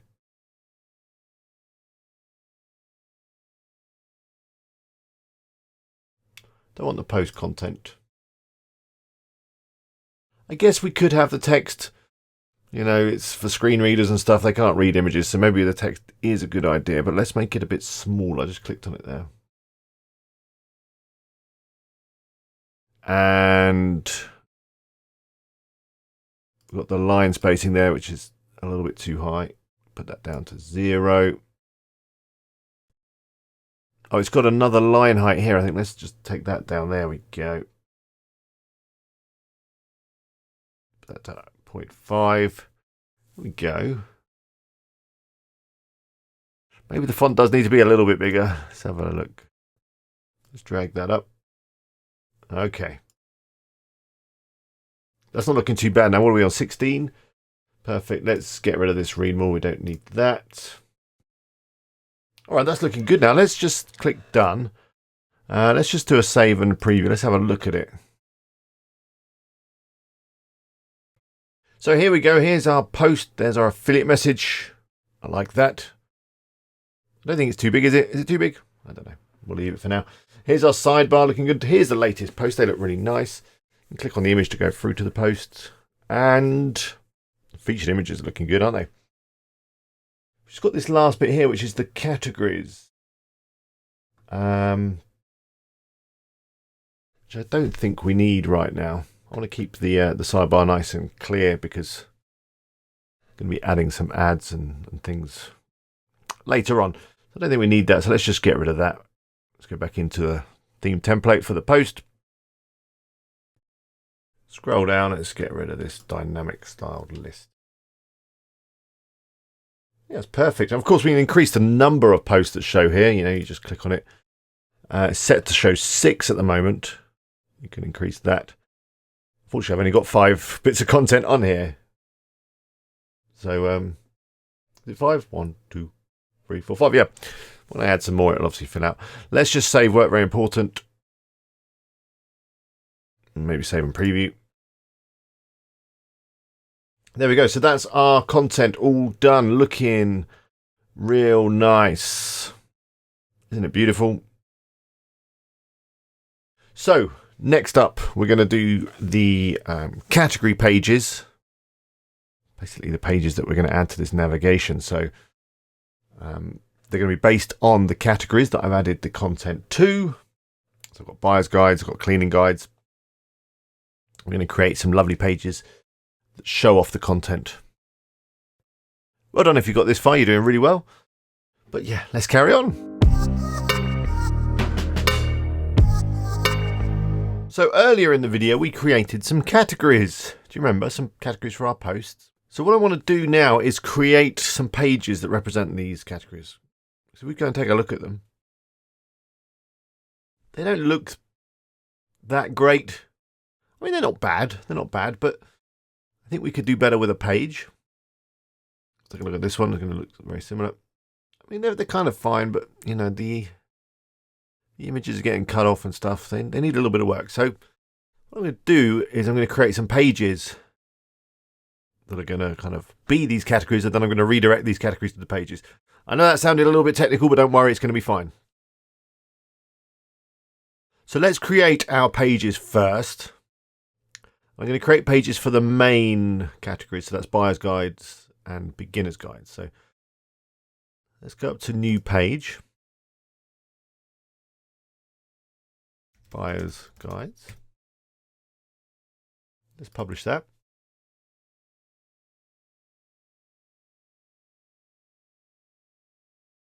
Now let's jump into the Thrive Architect.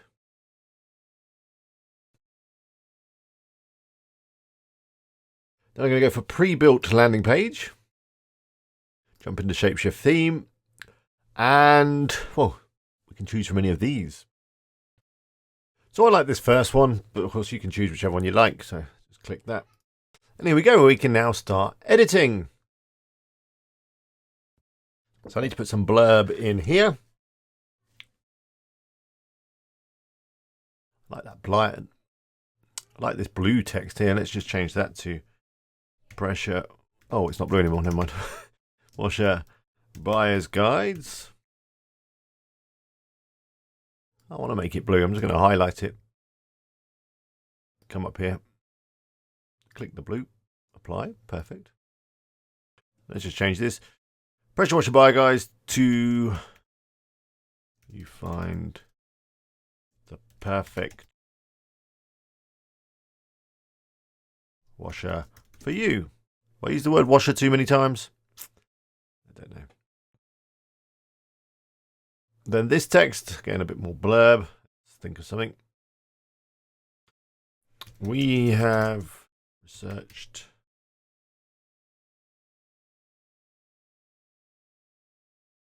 hundreds of products. Hundreds maybe a little bit of an exaggeration, but you know, the more content I add, it might get near that number. Hundreds of, let's not go products, let's say pressure washers. So you don't have to.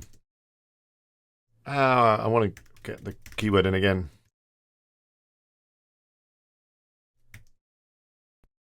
Are expertly written, so you can find the perfect product quickly and easily. I mean, it's kind of fluff, isn't it? But it's all right for now. Let's make this blue.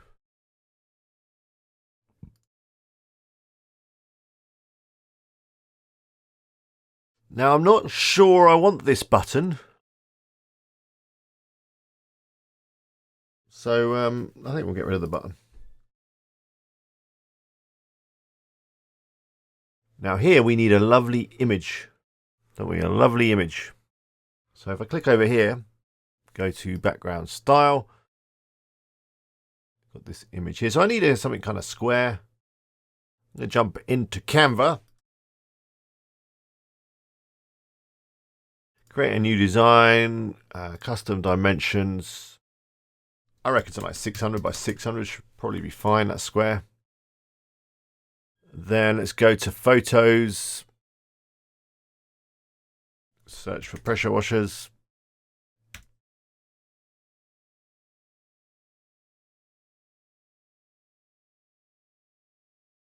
Then we just got to find something nice.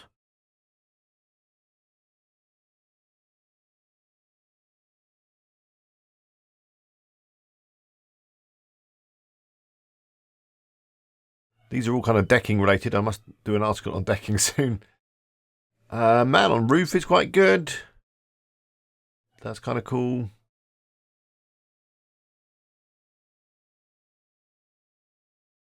I like that one. They're all good, aren't they? Oh, that's kind of stylish with the sun in the background, and that one's pretty good as well with him doing the car. Let's go for the one with the sun in the background. It looks classy. There it is. I like it. So let's download it. JPEG. Knock the quality down a little bit. So the smaller the images are in file size, the faster your website will load. So it's quite important to get your images as small as they can be without compromising quality too much. This is the best pressure washer buyer's guides. Try and use keywords where you can in images that are relevant to the page you're going to be adding the image to. So let's go back to Thrive. Let's come over here, click on the current image, click on it again, go to upload, and find the file I just downloaded. Here it is. Perfect. Insert. Can reposition if need be, but I think that's about good. There are some other options here. You can do a contain. No, that's not right. Actually, it's not quite square, is it? I guess that doesn't matter. The cover looks fine. Apply. Let's save. We should always save on a on a regular basis, just in case. Perfect. So here we're going to have our two categories, and then we'll probably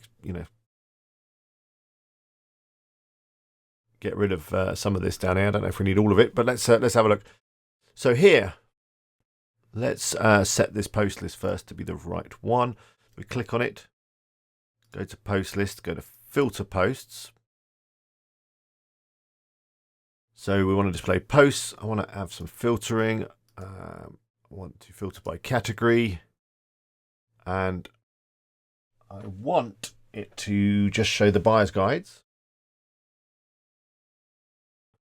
Not quite sure which one's which. Hasn't showed them to me in a hierarchical way. Easy for me to say.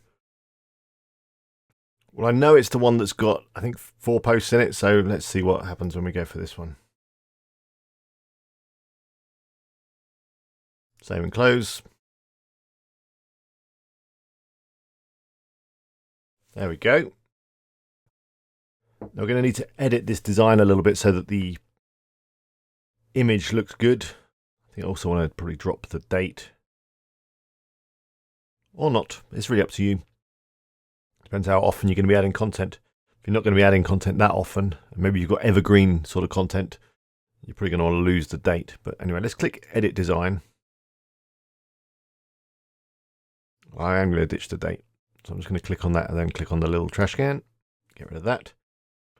So now we want to adjust the kind of fill of this, whatever it's called. So let's just click on the background image here. Then I should be able to just change this. Nope, hang on, let's cancel. Let me click it again. I want it contain. There we go. What's default? No, we want contain for sure. You can click here to kind of adjust the position if you want it like top or bottom. I'm going to reduce this bit of space that we've got here. I'll leave it in the middle and we'll reduce the space around it. Let's click apply. To adjust that space, we go to layout and position. Got this here, which is a bit of padding. So I'm just going to click on that and then hold down my left click and just move up and down to adjust that. Then here we've got this height that's set to a minimum of 200 pixels. If we get rid of that by clicking on the cross, it will just be automatic and then it will, okay, be far too small. So I guess we are going to need to set a height. So let me just bring that up again. And it looks like, get it fitting exactly. It's 132, is it? Or 131? 132, I think, is about right.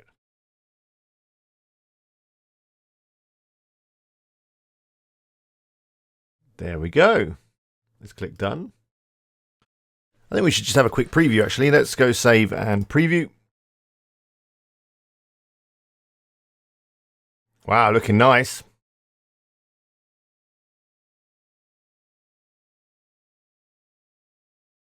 And then if we click load more, we get more. Need to add a bit more content really. I'm happy with that. We need to just change this text and then we need to, work on the rest of the page. So let's go back in, edit with Thrive Architect. Okay, let's scroll down. Oh, we need to change here. What we have there, let's just put buyer's guides. And then here. Oh. Then here, let's just change this text. Oh. Pressure washer. Buyer's guides.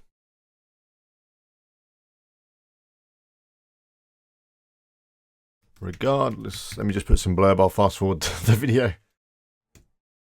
There we go. There's a bit of blurb.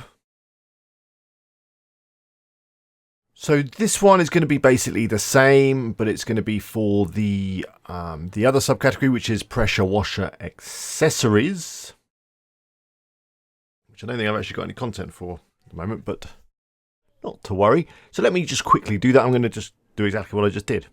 So I've added the second category.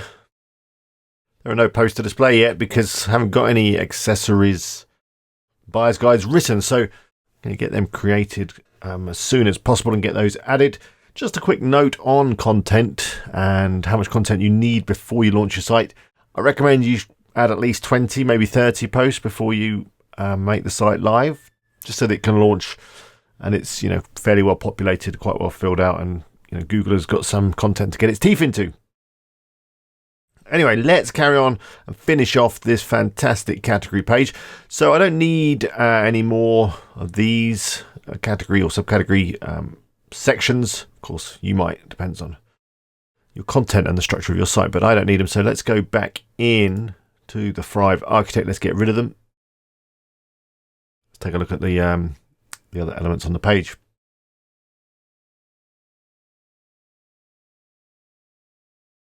So I want those two, don't want this one. So I'm just going to come up here, click the trash can, or dustbin, I should say. What we say in the UK. And then we've got this section here. Now with this one, I'm going to link through to the beginner's guides, the other page, which I haven't yet created. So I will have to come back and update the link. But just put some blurb here. New pressure washing? No. New to pressure washing. I don't think pressure washing should actually have capital letters, should it? But I'm not very good at writing English. Don't panic. Our beginners guides will teach you everything you need to know to get to start cleaning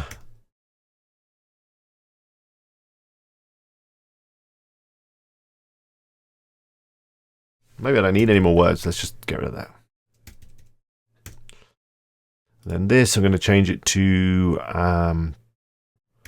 browse beginner's guide, something like that. Looks perfect. Then we need a lovely image here. I'll close Canva. You know how the Canva thing works. Let me just do a quick edit and I'll knock up an image. There we go. That's perfect. I've downloaded it. Let's add it. So click on this column, go to background style, click on this, which is the image that's already there. Click on this and then upload files and then find the file on your computer. Here it is. Just a pressure washer doing its stuff. Beautiful. I don't need to reposition. I think that's perfect. Let's click apply. There we go. And then here we just got this final thing, which is going to show all the articles in the category. And then we've got the latest articles. So let's get it all finished. So let's do this first. I mean, this is, not too bad. But we need to get these images looking good. They're being cut off at the moment. A little bit of text here that needs adding. So let's change this text first. Browse all our pressure washer buyer's guides. That will do. I can maybe fill it out in another time. I don't need to do that now. See, let's get this looking a little bit better. All we need to do is adjust the images here. I'm going to click on that. Come here to post list. I'm going to go to edit design. I'm going to click on the image here where it says content box. Scroll down. I'm going to go to background style. Here's the image here. It's currently set for an image display of cover. I'm going to change that to contain. There we go. Now it's not cutting off the edges. Click apply. But this box now is a little bit too big. So I'm going to go to main options. We've got this minimum height here. I'm going to adjust this. Slide it down. I want to get it so that it's just right. So I'm just moving it around just so that it kind of fits exactly on the width and the height. Seems to be around 58. I might have to just kind of use my arrow keys or just type it. Let's type it. Not 7. 58. 58 is perfect. That's fine. Let's click done. Now, you might be thinking these are a little bit too small. I think they're okay, but you can adjust it. If you wanted them to be bigger, you could just reduce this columns number. You would then have to adjust the height and thing again. But I'm happy with 5. I'm happy with 5. I think that looks fine. Okay, and then down here we've got the latest articles. So this is just pulling in the latest articles. Let me just see where it's pulling them in from. I'm going to go filter posts. Okay, it's bringing in all of the latest posts. So I'm going to add a filter so that it just adds posts from this category, which is of course the buyer's guides. So let's go add rule, category, display results that belong to at least one of these categories. Add, and it's buyer's guides. Save and close. Then we need to just change this image. I guess I kind of need to know what size it is so I can find an image. Handy little tool within Chrome. If you right click and go inspect, you can then hover over things and it'll tell you the size of them. Like that one is 518 by 428. Okay. So let's go to Canva. Let's close that. Start a new one. Create a design. Create a design. Let me click that again. So it was, what was it? 518428. My memory is terrible. 518428. Perfect. And then into photos, let's look for some pressure washer stuff.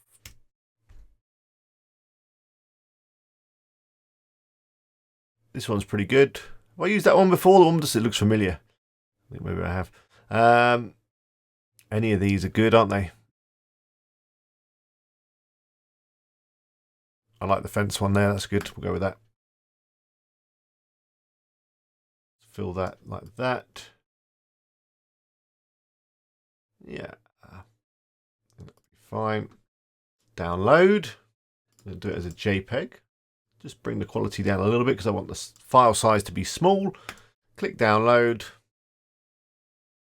I'm going to call it Buyer's Guides Latest Articles, just so it matches with the section I'm adding it to. That's fine. Okay, let's go back to the site and close Inspector now. Just click on this little cross over here. So I'm going to click on the image, go to Background Style, click on the image here, click on the image here, click Upload, select Files. And here it is here. Got a lot of images with just like a nozzle and some clean wood, but I guess that's fine. And then insert. Can reposition this. Don't need to because it fits exactly. Click apply, click save work. It actually looks a little bit grainy. I think maybe I might have turned down the quality a little bit too much on here. I'm wondering if it needs to be just a little bit bigger, just so that it kind of has a bit of room to play with. So let's go for 600 by 450. There we go.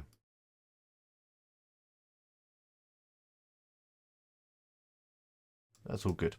And when I'm going to download a little bit higher quality. We'll go with 70.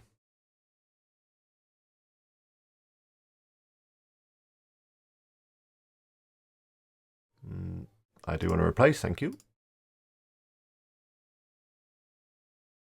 There we go, let's try again.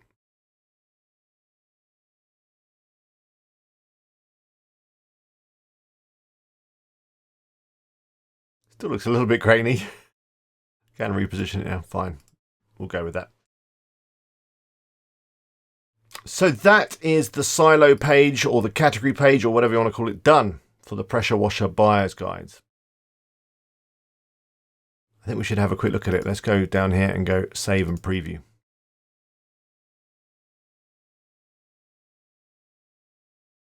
Yeah, I had used the kid one before.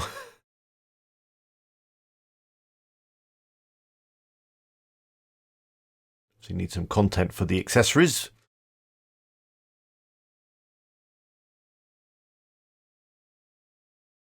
Perfect, perfect. So what I'm going to do is I'm going to save this as a template so that I can easily create category pages going forward, because I need to create one now for my beginner's guides. So let's jump back in. So edit with Thrive Architect. Then what I'm going to do is I'm going to come over to the little cog over here, go to Save Landing Page. I'm going to call it Category Page. And call it whatever you like, of course. You can add tags if you want. I don't want a tag. Click Save Template. Perfect. So now we've got it saved as a template. Let's go and create our beginner's guide page. So to do that, let me just close this. Don't need this. Go back here. Oh, this is already on Add New Page, but let me just take you back to the dashboard so you know what we're doing. So up here we've got the new. I'm going to go New Page. Call it Beginner's Guides. I'm going to click Publish.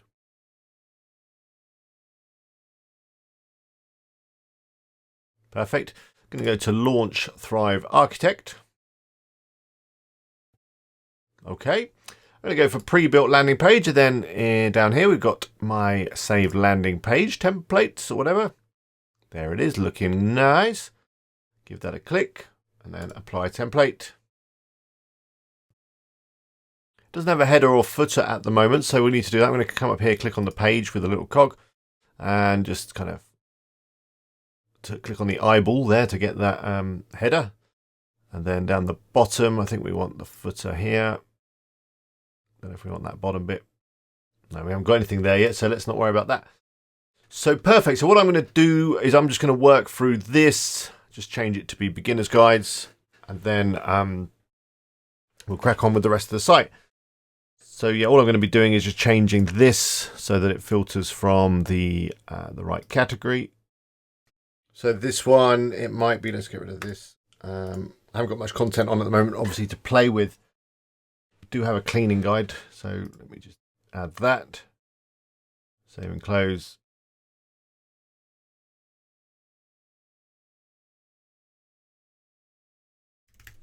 You get the idea. I'll do a quick edit and yeah, as I say, then we'll crack on. So there we go, got this page all done. Does need a bit more content in order to fill it out. So I'm going to get that content written and published as soon as I can. But yeah, I've noticed one little thing that we need to fix, and that is this. So widgets like this recent post one, they're pulling through a little kind of snippet of the article. And because I've got the pros and cons thing at the top of the article, it just looks a bit weird. So we need to kind of write our own little excerpts, as they're called, for these articles, just so this makes sense. Let me show you how to do that. Pretty worth doing actually when you add the content. I should have done it earlier maybe, but hey ho, we'll be fine. So I'm just going to click through. Then I'm going to edit the post. So edit with Thrive Architect.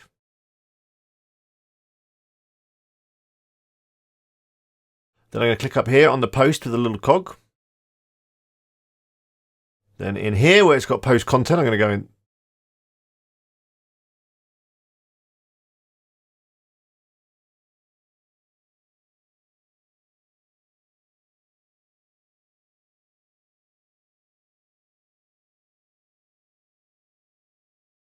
And from here, I'm not going to actually click on Edit with Thrive. I'm going to click on just Edit Post, take us into the WordPress default editor. And down the right-hand side here, got this bit here that says Excerpt. So here we can write what we like. So something that looks nice. Nothing too long, just a few words. And that's what's going to appear on those kind of lists of posts. So something like learn how to clean aluminium. I don't know why I've given it a capital. Does it need a capital? I don't think it needs it. Why is it saying it's spelt wrong? That's definitely how you spell it. Aluminum. Mini. Or is it like this? Mini. It's like that. Which means it's spelt wrong up here as well, isn't it? Why didn't anyone tell me this? Aluminium. That's better. I might have to just adjust the link of the post as well, which would be here, permalink. Get that right. Perfect. Okay, so let's back to this excerpt. Learn how to clean aluminium siding. I'm going to give it a capital. Aluminium looks like a word that deserves a capital.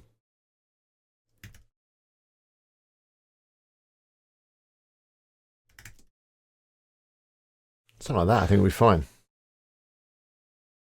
Click update.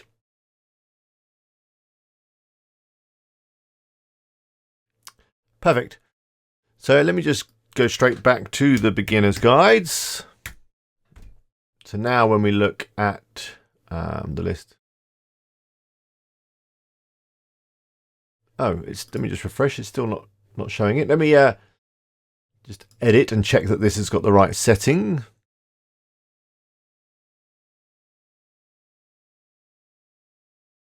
Click there, click Edit Design. This needs to be set to Excerpt, look. Perfect. Perfect, so that's that done. Let's just go Save and Preview. Scroll down. That looks good. So I'm going to need to do the same for the buyer's guides. Let's just take a look.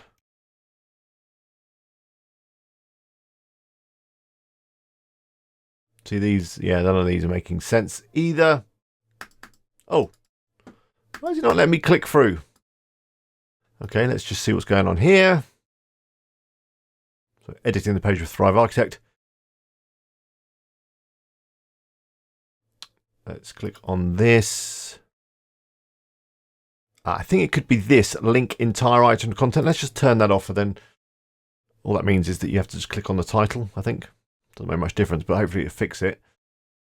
And the other thing we need to do is just edit the design and change this to excerpt.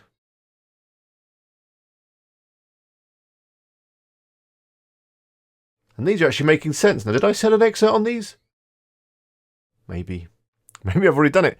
Perfect. Let's click done. Let's click save and preview.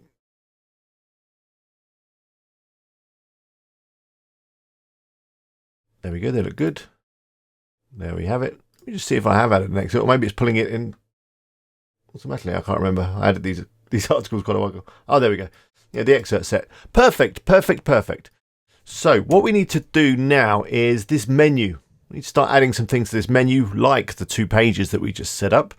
So to do that, we're going to come up here, click Customize, go to Menus, going to create new menu, going to call it Main Menu. I'm going to set the location as primary. I'm going to click Next.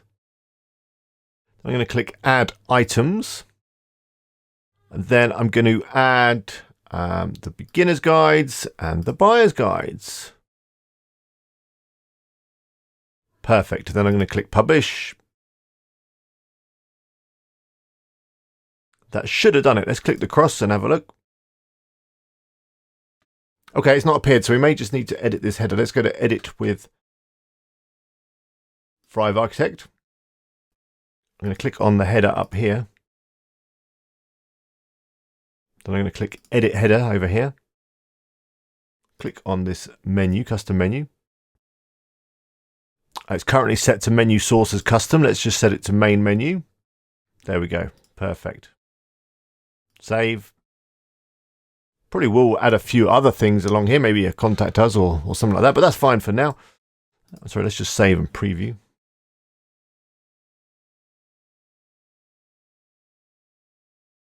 Refresh, and there we go, it's there.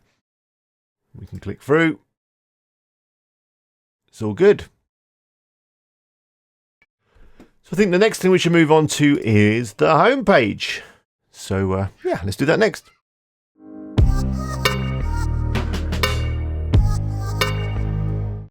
So let's get this home page all done. Once we've done that, we'll start to feel like we're making some real progress with the site. So we've got this that we brought in earlier, which is fine. It's fine. I mean, these would need adjusting or whatever. Not too keen on this big thing because it makes my image look a bit weird.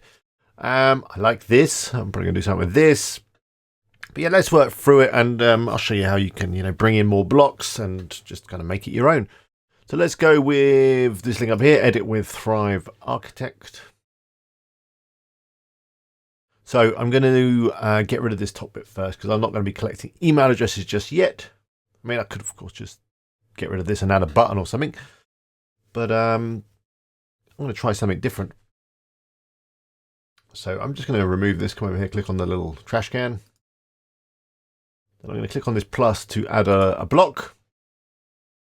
I'm going to go and look at the hero areas because I think that's what you call the bit at the top, the hero area. Got quite a few nice ones. Now I like this one here with the gradient. It's got a nice blue to it. I guess it's the same blue as this, it should be. So what I'm going to do is I'm going to add a nice image here. So let's do that now. Let's do that with Canva. So in Canva, I'm going to create a new design. I'm going to do custom dimensions. I'm going to go for 1400 by 800. Seems to be a pretty good size for that unit. Here we go. And then I'm going to go into photos. I'm going to use this one here. I had a look earlier for a good photo that I like. Went for this one. It's part of the Canva Pro stock photography library. Line that up. That's about right. Let's go download, JPEG, and download.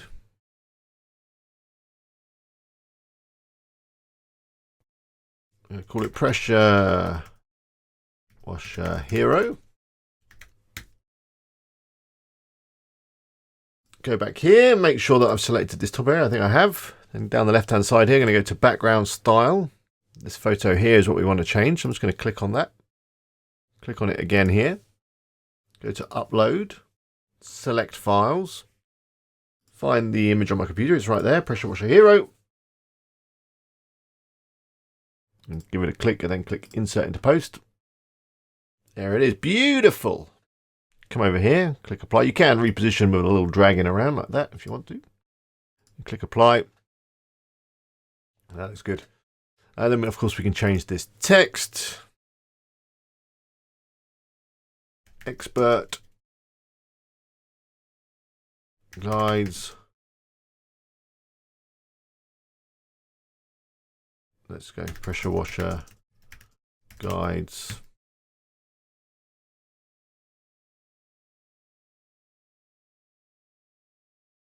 And articles. Something like that. The best pressure washer for your needs, and learn how to clean anything with it safely and easily. I don't know, something like that. And then here I want to have two buttons really, because I want to have one link to beginner's guide, one link to buyer's guides. So I can do this one, buyer's guides. Just clicked on the text there to edit it. I'm going to click here to adjust the link. Let's go to main options, target URL. If I start typing in buyer's guides, it should come up. There it is. Select that. Perfect. And I say I want to copy this button because I want to have two. And I want them side by side. So what I'm going to do actually is I'm going to add some columns. To do that, I'm going to come over here to the little plus up the top right and select columns. Drag that over, drop that in below the text. Say I want 2 columns. I'll put you there. And then I'm going to duplicate you by clicking on that. Take your copy and put it inside the column. Change this to beginner's guides. Guides. Can't spell. Guides. Then we can grab hold of this little line here and just adjust that. I think something like that might be okay. 60-40, but we'll have a look in a second. Let's click preview and just see what that looks like. Hey. Why is it? Oh, hang on. Maybe I need to just click save. Let's save. And now let's refresh the preview.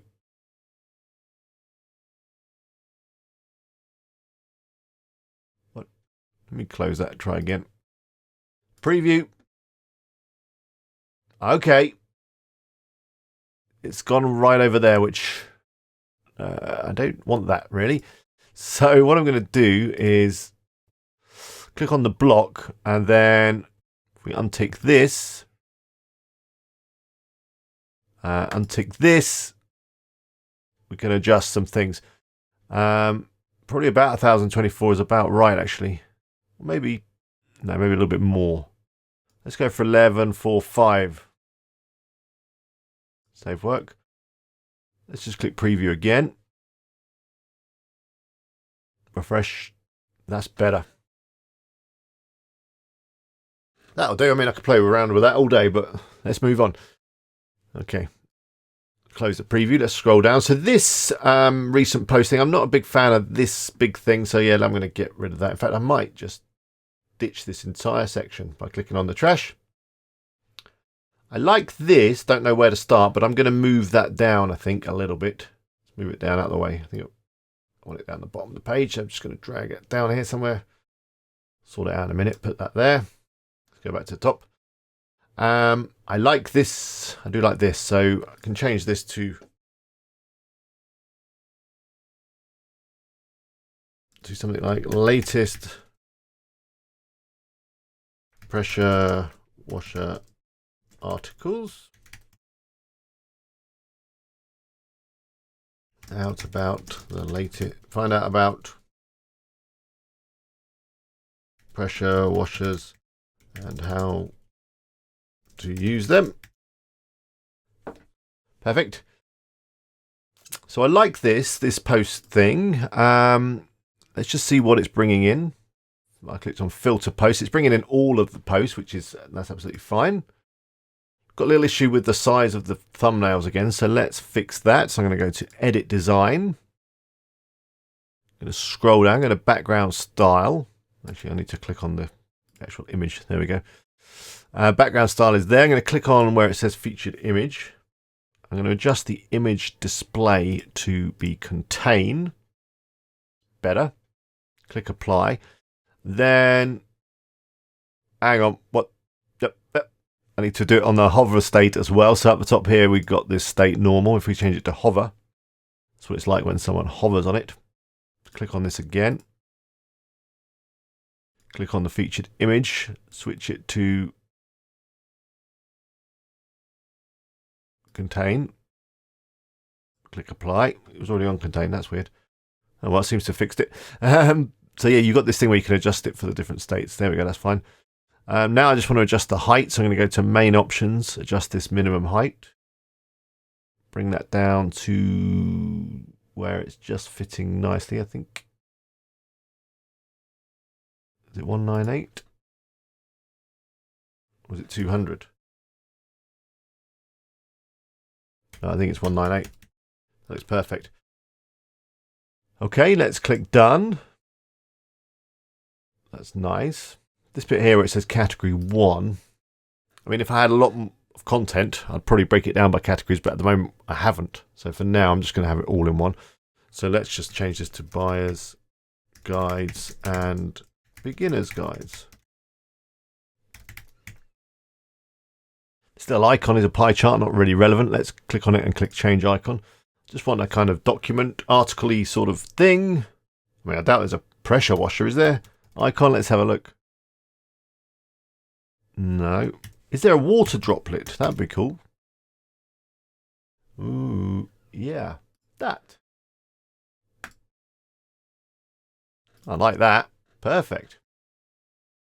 So that's that section done. Yeah. All the rest of this stuff, I mean, they're different layouts for, again, showing off your latest content, which is fine. I mean, you choose whichever one you like, but I'm going to get rid of them. And I say, if I had a lot of content, I might do this. And in the future, when I've got a lot of content, I may kind of break this down and have lots of sections for the different bits of content. But for now, I'm going to put it all in the trash. Bye-bye. Get out of here. See you later. Okay. About the author is good. I like that. I'm going to change it to about us. And then, hi, I'm Alex. And then, of course, I need to put some blurb here, but I'm not going to make you watch me struggle to come up with some text there. I'll think of that in a minute. This image, I've already got an image on here of me, so I can just click here, find me, insert, and then I can adjust the shape, grabbing this and maybe put that up there. Then make that a bit bigger like that. There we go. Social media, I might leave that. I do need to set up the social media, but for now I can leave it. Testimonials, I mean, I don't have any, but you could maybe make some up. Although maybe you probably shouldn't do that. Let's get rid of this. I haven't got any. The email sign up. Again, in the future, I might think about collecting email addresses, although I'm not quite sure what I could offer people just yet. If I had like a fantastic 20-page guide on pressure washers, I could maybe offer that for free in return for an email address, but I don't right now, so let's drop this. Of course, I can always add any of these elements back again. You just click on the block and then, you know, they're all in here. You just click on one and it will put it back in for you. So let's send that to the trash. And then I'll keep this, don't know where to start. Explore our most popular articles. Browse articles. Then I would link that off to one of the sections maybe. I'm going to link it off to the buyer's guides, the ones where the money is. There we go. Okay, let's change this image. I'm going to go to Canva. Let's create a design. I think I'm going to go for something quite big. Let's go for 900, 600. I think the bigger the better. I mean, I can always resize it later. Create new design. Let's find a nice photo of a pressure washer that we haven't used before.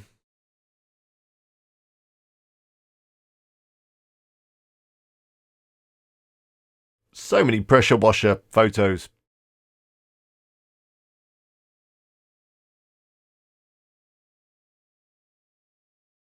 Oh, that one's a bit different, isn't it? It's got like a decking cleaner. Let's put that on something a little bit different, mix it up a bit. Download it as a JPEG. I'm going to call it pressure washer homepage bottom area. Something like that. Call it whatever you like.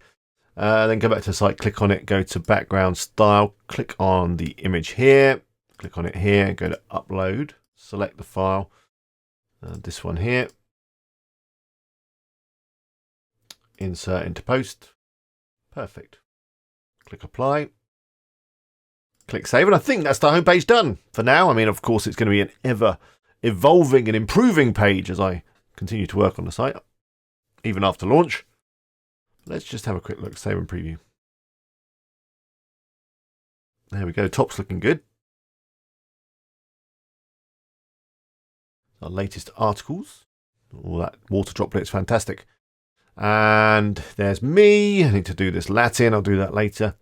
And there's that. Wow. There we go, that's the home page. All done.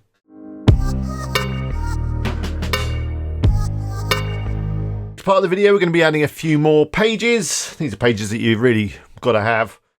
Not particularly exciting or interesting. They are things like the About Us, the Contact Us, a privacy policy, terms and conditions, and also a cookie pop-up thing policy. You know, those annoying things that you see when you go to websites that you have to have because of Europe or whatever.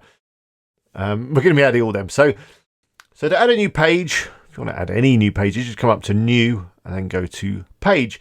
So let's start with an About Us. Put About Us and publish. There we go. Now I'm going to switch to Thrive. I'm going to spend too much time on this, so you can go in as deep as you like. Now there isn't any pre-built pages, I don't think, for About Us, but there is some blocks, and that's what we're going to use. So I'm going to go normal page. I'm going to come up here, choose a block. I'm going to go for theme blocks, and then I'm going to, well, you can search up there, or you can come to here, about, or there's this team bit here. They're all really good. So, you maybe have a combination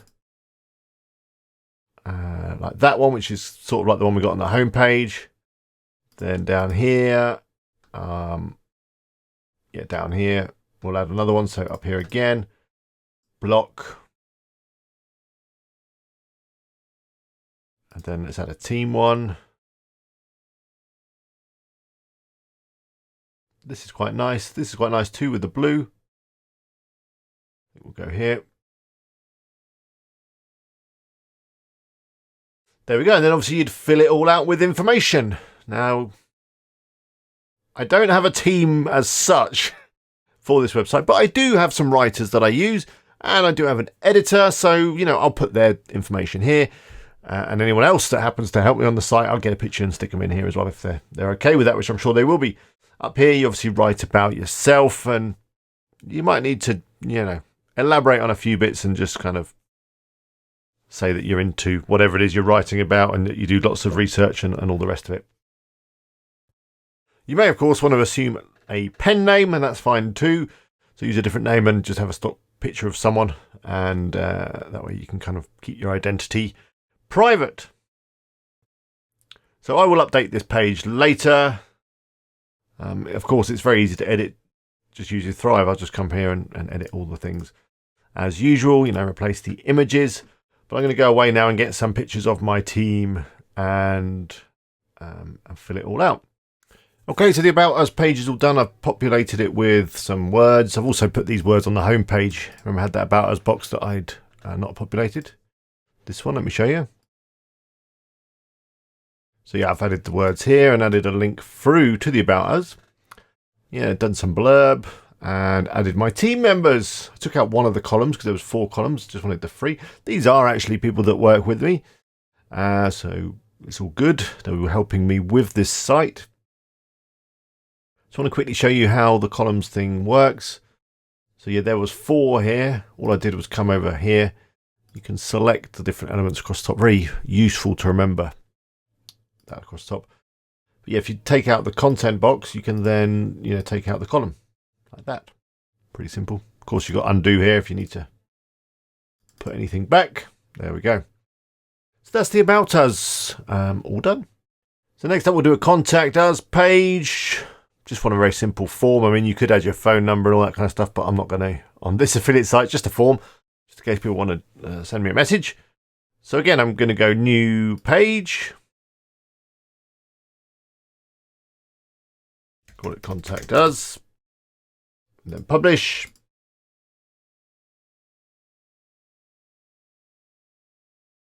Then I'm going to go launch Thrive Architect. And then normal page again. Then up to the blocks. And there are some blocks around contact. So I'm going to go to theme. And scroll down, and then there's a whole contact section. Again, you can just drop these blocks in, whatever ones you like. This one's quite nice, but I just want a form, so I'm just going to go with this. I'd love to talk to you about pressure washers. Perfect. In fact, I want this to be a little bit wider, just a little bit. So I'm going to go into layout and position. And then we've got this max width of 30. I'm just going to put that up a bit. 50, that looks better. I want to edit the actual form bit, just click on it and you can add different fields here. Say, for example, you wanted to add a website or a phone number box. Just click add new. And you can choose the field type. Phone is fine. And then, just put an example for them. Apply. And you can drag them around. Actually, I didn't put a label on it, did I? Show label. That's what we need. Perfect. So that's the form. You can connect it through to something. So it could just send it straight through to your email by selecting email. You can set who it goes to and all the stuff that gets sent. Or you can have some other connection. If you go to the API dashboard, you can connect it to all sorts of things. All these apps here. But you're probably just going to want to send it to your email. So that's that. That's basically what I'm going to do on the contact page. Of course, you can drop in any blocks or any elements you like if you want to put more information, but for me, the form is fine. Let's click save. Oh, save and preview even. Let's have a look at it. There we go. Perfect. Okay, next up, we're going to do some legal stuff. You've got to do it. Makes your site legit. Google likes it when you're all above board. So yeah, I'm talking about privacy policy. Privacy policy, however you like to say it. How do you say it? I don't know. Privacy policy, and we're going to do a cookie thing, annoying cookie thing, and all that stuff. Now, to do it, I'm going to use a service that I really like, and well, I recommend it because I like it and I use it, and it kind of makes things easier. Pretty sure it covers you for legal stuff. Covers you better than anything else. Service I'm talking about is called Ayurveda. Ayurveda? I don't know even how to say it, but you'll find a link to it in the description. It's an affiliate link. Thank you very much if you use it. There is a small fee for using this service. So it's worth it just to make sure that you're all covered. If you haven't got any spare cash right now, you could obviously maybe wait until you get some money coming in and then go for it. Or you could find a kind of generic privacy policy out there on the web and just copy and paste that in, but that's a little bit risky. Not that I've ever heard anyone getting in trouble for not having a privacy policy or for having an incorrect privacy policy, but you never know. Anyway, let me just quickly show you how this works. So I'm going to go into my dashboard. I'm already signed up. What I'm going to do is I'm going to click Start Generating. It's a website. I'll type in the website, best pressure wash. Ooh, type it in correctly, bestpressurewasher.com. Start generating. So I want to do my privacy and cookie policy first. Let's click Generate Now. And it's just thinking about it. There we go. Basically, what we need to do is just add all the services that we're going to be using on the website. So it's very easy. Just click Add Service. So we've got the most frequent services here. We've got all of these services here. So pretty much anything you're running on the website, you can include. So contact form. We've definitely got a contact form. We set it up a minute ago. And you can add the personal data you're collecting. And I think it's just first name, last name. What else did we get? Email address. Was it phone number? Maybe. I'll cover myself. I think it was. And, well, and a message. Do we need to put that in various types of data? No, don't think so. Let's click Save. Perfect. The other thing we're going to be using, which we're going to be adding shortly, is Google Analytics. So let's add that. And my analytics, I think, is Ireland. That's fine. I'm not going to specify cookie lifetime. I've got no idea how long it takes or lasts. What else we got? We got Amazon, of course, Amazon affiliate. So I'm going to type in Amazon affiliation. There we go. By the way, iUbender do offer a free service. Should have probably said that, but I don't think it includes things like Amazon affiliate, so not going to work for you. So there's that. What else have we got? We've got the analytics, we've got the contact form, we've got Amazon affiliation. I think that's it for now. iUbender is actually pretty good because it will scan your site on a regular basis and let you know if you're missing anything. But we'll go with those three for now. There they are. You can adjust this stuff if you need. All users, I think, is fine. Enable CC. I don't know what that is. I don't need that. Something about California people. So now I need to put in my details. Why it doesn't remember this from before. That's my email address. I'll put that in here. Let me just populate this. There we go. Got my name and address in there. And that's my company address, by the way. It's not my actual address. And then let's click next. So yeah, this is what we've got. Perfect. Next again. So now let's do a couple of other things. We need a cookie policy as well. Let's click activate on that. That's done. Now in terms of the terms and conditions, I got another company that I use for that because I think it's better, which I'll show you in a minute. But terms and conditions is probably something you don't really need to worry about. Anyway, let's go to take me to the embedding instructions. Okay, let me start from the top. Privacy and cookie policy. Click embed. It takes you down to the bottom.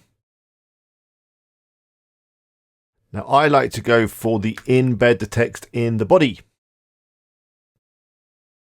So we've got the privacy policy and the cookie policy. So I'm going to just pop back to the site quickly. I'm going to create a new page. Let's do the privacy first. Okay. Now you can do it with Thrive, but you might not need to. Let's just have a look. Do it this way. I'm just going to copy this this here, this JavaScript. And then I'm going to come here, I'm going to go for HTML and paste it in like that. Just click preview, let's have a look. Perfect. Works fine. Close that. Let's click publish. So that's that. We can have a look at it if you want. Okay, let's go new and a page. Cookie policy. Then back to eBender, then scroll down, grab this one here, this cookie policy JavaScript, copy that. Click on the plus. I want custom HTML, this block here. Click here, paste it in, and then publish again. Perfect, let's view the page. Cookie policy all done, very nice. Let's go back to eBender. That's that done. Now what I want to do is add the cookie solution now, which is the annoying pop-up that you get whenever you visit a site nowadays. Click generate now. Choose the colors you like. Quite like the light one actually. Then I think the rest is okay. I mean, you can adjust the position, like have it bottom like that. Like that. I think like that at the bottom is perfect. I like that. Let's click next.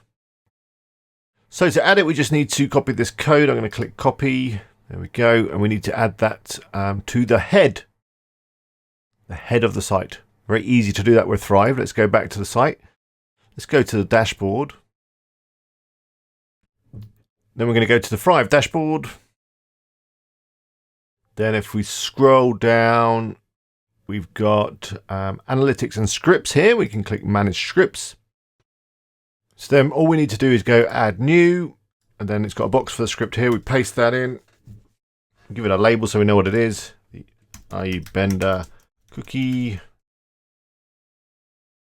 accept placement. We want it before the head. We'll tick it in all these like that. Then that should be done. We can check it if we visit the site. There it is. Look at that. Beautiful.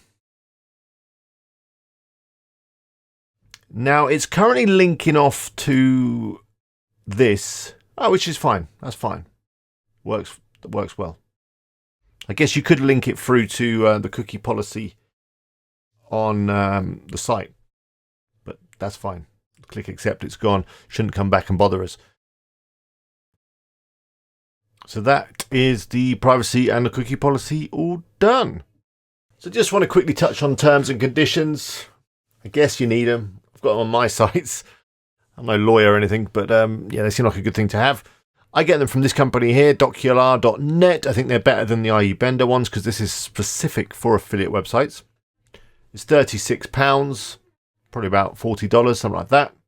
I've already got this one ordered. Once you've ordered it, you can come in and click edit, and then you basically just go through and add your company name or whatever, and all this other stuff. Turn on the stuff that you want. It's to do with basically the use of the website and covering you if people try and hack your site and all that kind of thing. As I said before, I think the main reason for having these documents is because it makes your site look legit, both to visitors and to Google, and that's obviously a good thing. Once you've done everything, you click Save Changes, then you can download it as a Word doc. Like that. And then if we open it, there it is. I'm just going to copy this into my clipboard, and then I'm going to head back to the site here, create a new page, call it Terms and Conditions. Then I'm just going to paste it in. I don't really need to use Thrive for it. You could do, but I don't think we really need to. This should look fine. Let's have a look. There we go. Actually, I might make that a heading. That would look nicer, wouldn't it? Let's just edit the page again. This, I'm going to make this H1. So if I click here and transform into heading and go for H1 update. So H1 is basically a header. It's good to have headers within your content. It helps visitors and Google know what the document's about. So H1 is the main title of the document, and then your subheadings would be H2, H3s, etc. Anyway, let's have a look at this. Click over here, and there we go. Perfect. So that's the terms and conditions done. So now we've created those pages, we should probably link to them from the menus and whatever. So we've got a couple of options. We can add them to this menu across the top. Although I want to keep this kind of nice and clean, but we can add a couple of things to that. And then we've also got this footer area with these links, so we could, mess around with these and add links here. Well, in fact, we need to do the footer anyway, so let's do that. But first off, I'll show you how to adjust this menu. I mean, we did it earlier, so hopefully you remember. You come into here and you can go to menus, or alternatively, you can go into the dashboard and go to appearance and menus. I like this way is fine. So here's our menu with just the beginner's guide and buyer's guides, and we could add the contact or the about us. Maybe the about, let's add the about. There we go. And I think I'm also going to add a link to the home page. I think that's always a good thing to have. So where is the home page? It's not that test home, that was one I was playing around with. It must be this one, generated homepage. What a catchy name that is. So I can drop that down and I can rename it so that it says something a little bit more friendly. Of course, you can drag them around to reorder. In fact, I'm going to put the buyer's guides first because I've got more of them at the moment. So let's save. Let's go take a look. Beautiful. Of course, we can adjust this menu if we need to with Thrive Architect. If you want to make it, different size or adjust the spacing, maybe you want to add a few more items and need a bit more room. So here we are. Let's click on the header, then click Edit Header. Then if you click here on the custom menu, you've got some options here. So you've got the horizontal spacing here. You can adjust that if you want it a little bit closer together. Might be a good thing. Let's set it to 6. You've got some other options in here. You've got the layout and position. So here we've got like margins, so you can get it exactly where you want it, or, left, right, center, align, whatever. There's loads of options. If you want to adjust the font, I think you need to just click on the individual items. And then we've got typography. And then we can adjust like this. I think about 16 might be about right. 14, a little bit too small. That's quite nice. I'm going to go with 16. Perfect. Click done. And click save. So there's the top menu. Let's take a look at the footer now. Scroll down, got the footer here. So these links are automatically generated. What I'm going to do is just create like a list with some icons and just add them manually. So I click on the footer, click Edit Footer. And so over here, and by the way, these are automatically generated or automatically populated, I should say. I'll show you where we can do that in a second, but let's have a look over here. Yeah, I don't want these elements. I'm going to take these off the trash. And what I'm going to add is the lovely style list. Like that. So on this side, I'm going to have links to the kind of normal pages. And then in this column here, I'm going to add links to the legal stuff, the privacy and all that business. So let's start by adding our main category pages, the buyer's guides and the beginner's guides. Buyer's guides, like that. And then to add a link, just going to highlight, come up here, click on the chain, type in buyer's guides, it should find it. There it is. Don't want to open in a new tab. insert. Perfect. Then the beginner's guides. Again, let's highlight. Click the chain, start typing it in. Perfect. Then we'll add the about us.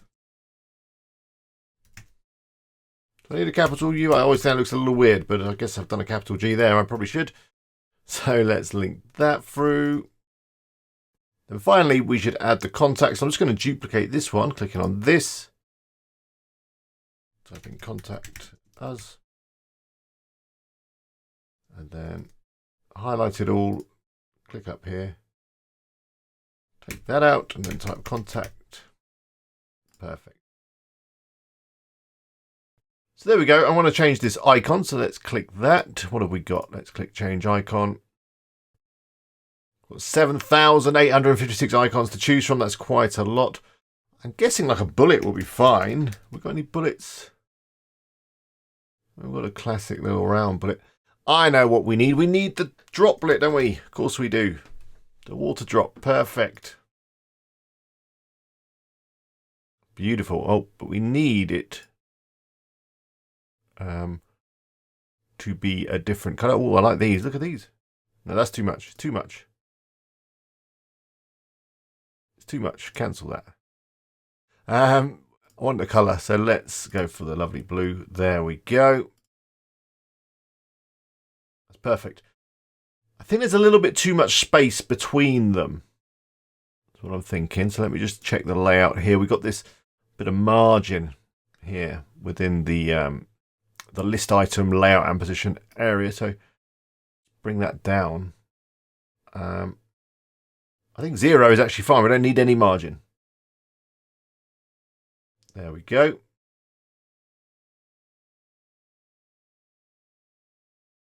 It's a little bit low down, isn't it? Actually, when I look at it, it's not lined up with the logo there. So let me just adjust that. So let's click on the style list, see what's going on. It's this bit of margin at the top. There's also a bit of padding there. We're going to adjust both of these. Let's bring this down to 0. That looks nearly about right. Let's take out the padding too. That's to 0. There we go. That looks much better. Perfect. Let's do this other column as well. What I'm going to do is I'm just going to duplicate this list, styled list, like that. I've selected it up the top because it's quite hard to kind of grab hold of it down here. So you come across the top, select styled list. Let's click the duplicate like that. There we go. Then drag one of them. Let's just drag that over. That's fine. There we go. So on this side, I'm going to link to those legal things that we just did. So what we got? Let's click that. Got the privacy policy. Yep. Let's just highlight it. Hang on. There we go. Highlight it all. Click on the link. Change it to privacy. There it is. Date. This one we'll have as cookie policy. Hang on. There we go. Perfect. Again, let's click on the chain. Let's type in cookie. Perfect. This one we'll have as terms and conditions. If I can spell it, that'd be better. There we go. Again, let's highlight the whole thing. Click on the chain. Perfect. And I think that's it, isn't it, for the legal stuff? I think so. So I'm just going to take these off by clicking on the trash. There we go. Beautiful. So let's click done. And then save. I'm going to do the rest of the footer. I'm just going to basically add a Amazon disclaimer. We'll do in a second. Before I do that, I just want to show you where you add this information so that it kind of automatically populates it.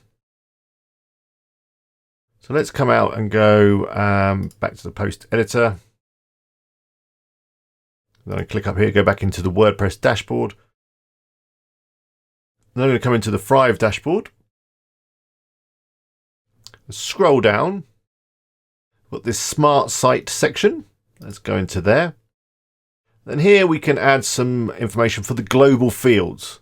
So it allows you to populate things like your name, address, phone number, email address. I can also link through to these things, which is handy. And your social media. Just makes it a lot easier, because then when you add a social media button on a page or whatever, it will automatically be pointing to the right place.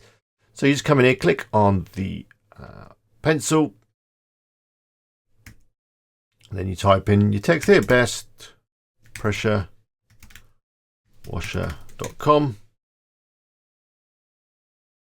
like that. I'm going to have an address on here. Maybe set up an email address.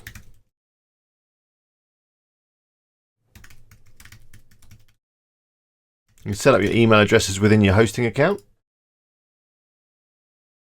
Okay, privacy policy is a link. Is it going to let me search? No. I have to copy paste. Let's open a new tab.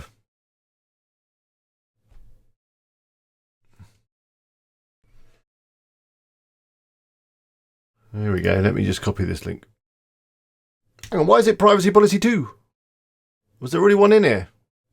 Okay, we should probably fix that. That's not a nice URL. Let's click edit page. Get rid of that too, if it lets me.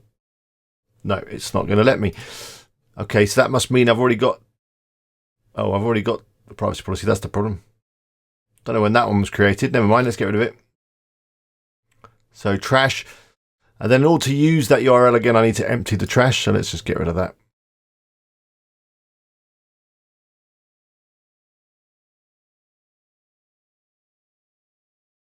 So now I should be able to go in and change that URL. Let's go back in.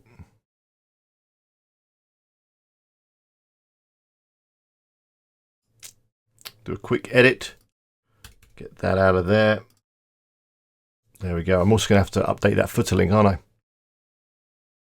Otherwise it's not going to work. So let's just do that.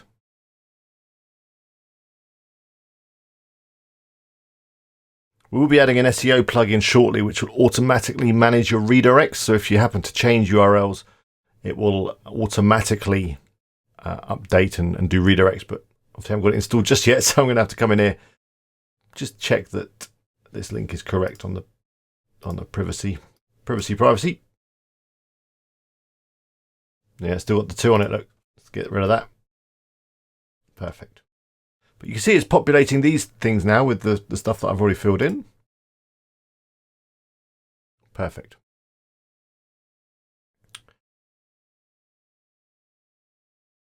If you wanted to take a look. So here we go. Let's copy this. Just going to highlight and copy. There we go. Don't have a disclaimer as such, but terms and conditions we certainly do. That's not right. I need to copy the right link. Oh, and also I've noticed that the footer is not right on here. We'll fix that in a second. It's only got the right footer on the home page. So terms and conditions. Perfect. Now, I haven't got any of this stuff set up yet, but obviously when I do, I'll add it here. So let's go back to the home page and close that tab. So the home page footer is looking good, but we need to just edit these few things. So I've got a disclaimer I'm going to add here. So let's do that now. Let's edit with Thrive.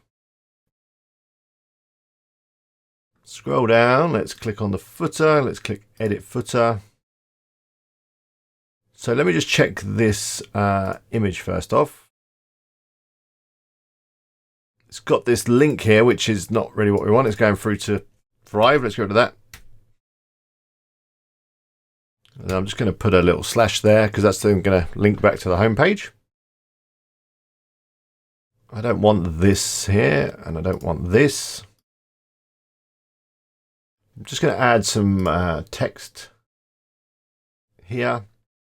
And it's going to be an affiliate disclosure, which I'm just going to quickly go and copy into my clipboard from one of my other sites. Okay. I'm going to put a title. Let's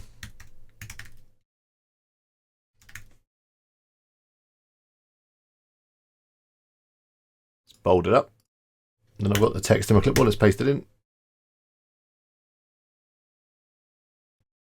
It's a big space there. Let's have a look what's going on. Is that the line height? Well, could be. That's fine. Of course, you can add whatever you like to the footer, but I'm going to keep it simple. Go with that. Let's click done and save. So that's the footer done. We just need to make sure now that it's applied to every page and post on the site. So I'm going to jump back into the WordPress dashboard. I'm going to go to the Thrive dashboard, and then I'm going to go into the theme options. I'm going to go to footer, and up here I'm going to select my new footer, which is here. That's it. And click choose. That's done. Just check everything is looking all right. Yep. Let's have a look on one of these random pages. Yep. Yep. Hang on, I've just noticed that. Why is there two buyer's guides there? Ah, we'll fix that in a second. Oh, beginner's guides has not got the right one. Let's edit.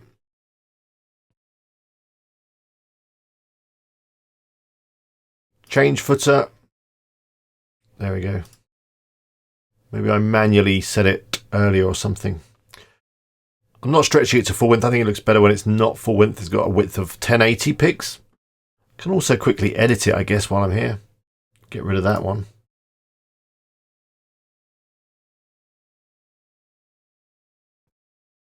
Let's click save. So let's just check the other pages very quickly.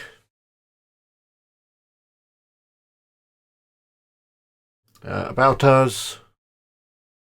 Looking good. Contact us. Perfect. And well, I suppose we should look at a piece of content as well. Let's have a look at this one.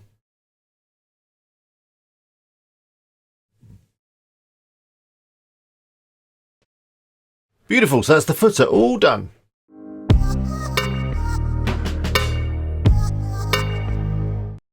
So we've basically finished. The site is looking good.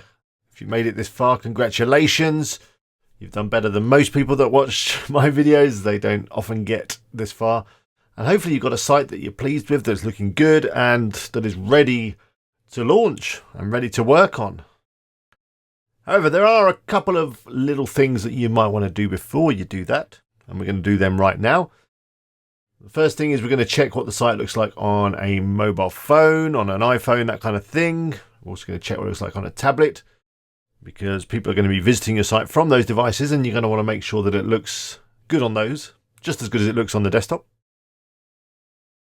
Second thing we're going to do is we're going to install an SEO plugin and we're going to submit a sitemap to Google. This will help Google crawl the site and also give us some information about how well we're doing on the search engines. Alongside that, we're going to install Google Analytics, which is a way of tracking all the visitors that come to your site so you can see how many people you're getting and where they're coming from and loads of other really useful information. Then the final thing is we're going to check how fast this site is loading. Faster the site loads, the better. You'll do better on your search engine rankings if you've got a fast site. And also, just for visitor experience, it's better to have a really fast site. So we're going to try and speed up the site, and I've got a plugin that I'm going to use to do that. But anyway, let's check what it looks like on a mobile and on a tablet. You might call them cell phones in the States. Let's click Edit with Thrive.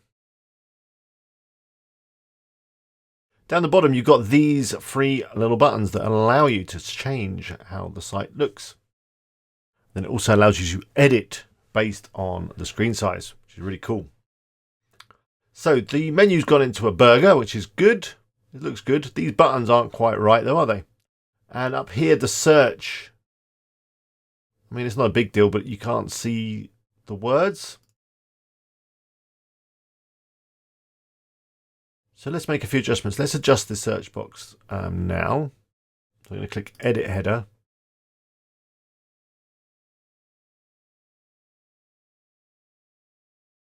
I'm going to make that a little bit bigger on tablets. Let's click Done. Let's click Save. That's better. Let's adjust these buttons. Thinking I just need to make that a little bit wider on the tablets. So say these changes should only apply to tablets, not other screen sizes. I think that's about right. Looking good. Let's scroll down. This all looks fine. Looking really nice. Looks good. Looks good. What has happened here? The footer's gone a bit weird. Let's have a look at that. Click on that. Click Edit Footer. What is it? Is that because the line height's at 0? Okay, let's do that. That looks better.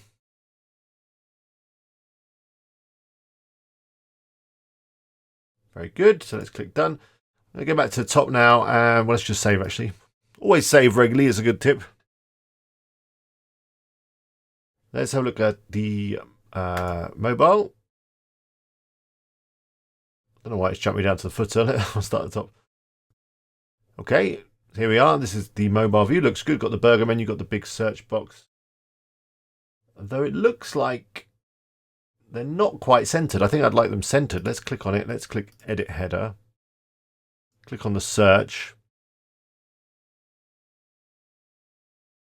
Go to Layout. Go to the alignment and go center. That looks better. And here, I mean, that's fine, the burger menu. So in terms of these buttons, let's click Done on editing the header. So in terms of the buttons, I think, again, I'd like them the same width and I'd like them centered. Oh, I've just realized I'm on the column. I need to actually click on the button. There we go, button, perfect. Going to go main options, going to go size and alignment, I'm going to center that. The width is on auto, but I actually want it.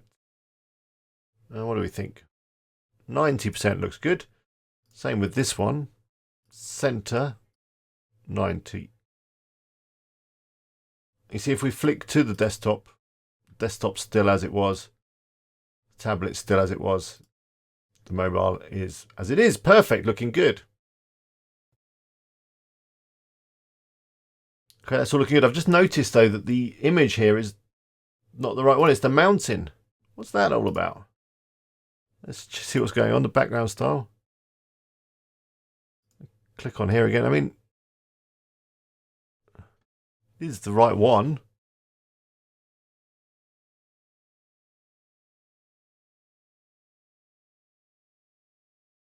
This one. There we go. That's weird. I don't know why that wasn't being applied. Was it right on the... It's okay on the tablet. Strange. Let's have a look at the rest. All this is fine. Looking good. Perfect. So you might want to go through, you know, your other pages doing this process, just checking that everything looks good on a mobile and on a tablet and on a desktop.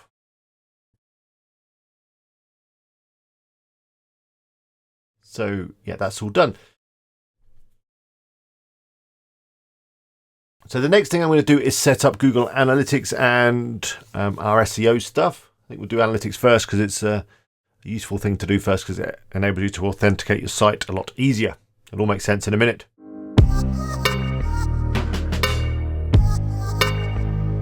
So I'm going to head over to Google Analytics. I'm just going to search for it, Google Analytics.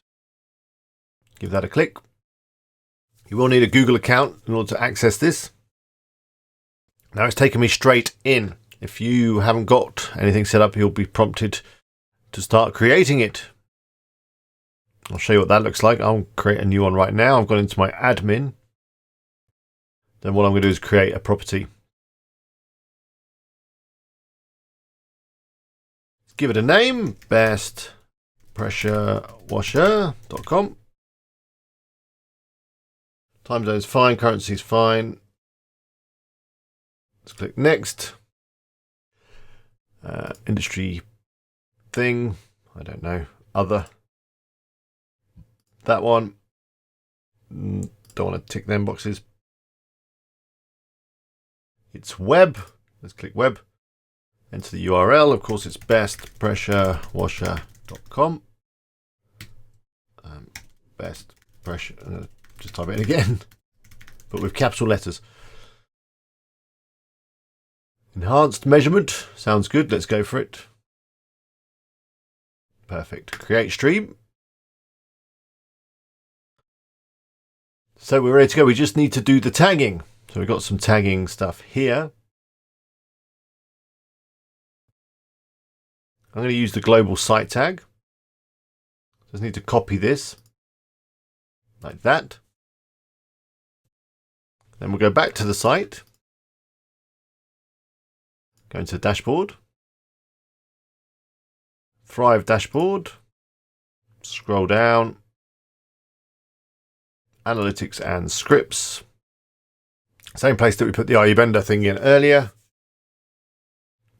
Add new. Paste it in. Give it a label. Hey, it already knows what it is. Before the head. Insert it into everything. Continue. I'm going to move the analytics one to the top. I think that'll work better. So there we go, that's done. We can check it's working if we go to Google Analytics and go to the home. Got this users in the last 30 minutes thing. If we click view real time, then if we visit the site like this, something should happen in here. Oh, something's happening already. I think that might have been me just a minute ago. Don't know how quickly this comes through actually. Let's click about and see what happens. About us.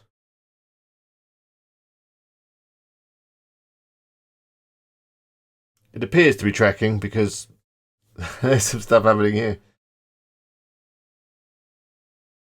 Oh, here we go, look. There's some stuff happening. So there's a slight delay, but you know, we can see some data coming through now. Perfect. So that's Google Analytics. So let's move on to setting up Google Webmaster Console and our SEO plugin. I'll close down these tabs over here. I'm going to go into plugins. I'm going to go to add new. I'm going to install RankMath SEO, which is my favorite SEO plugin. So I'm just going to type that into the keyword box. There it is. Click install now.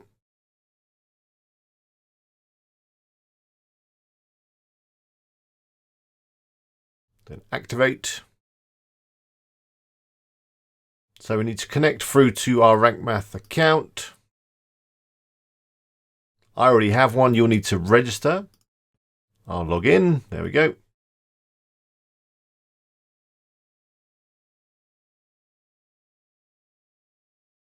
could decide what you'd like here.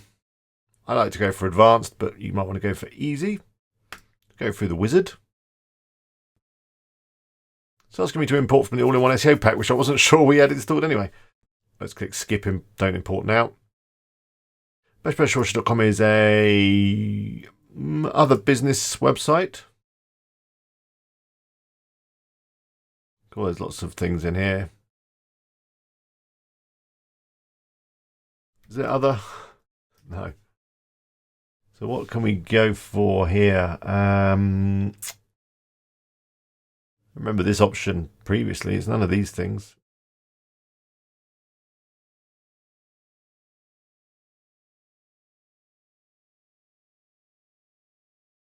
No. None of these things.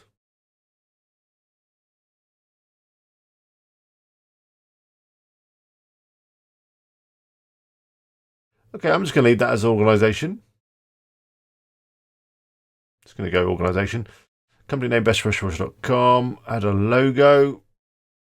we got a logo in here, haven't we? There's the logo. Perfect. Default social share image, I'm not going to worry about that.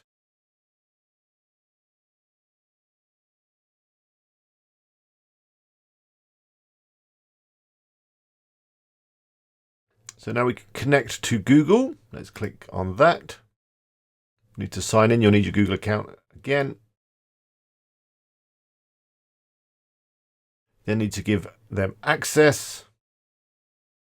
I've already done it. Then the site is here. I'm not going to do analytics as we've already done that. And we haven't got AdSense right now. So that's fine. Save and continue.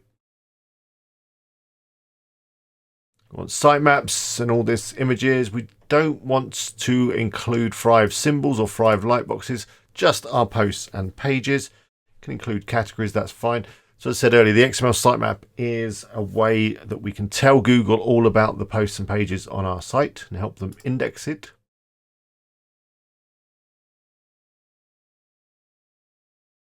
No follow external links, that's probably a good thing to turn on.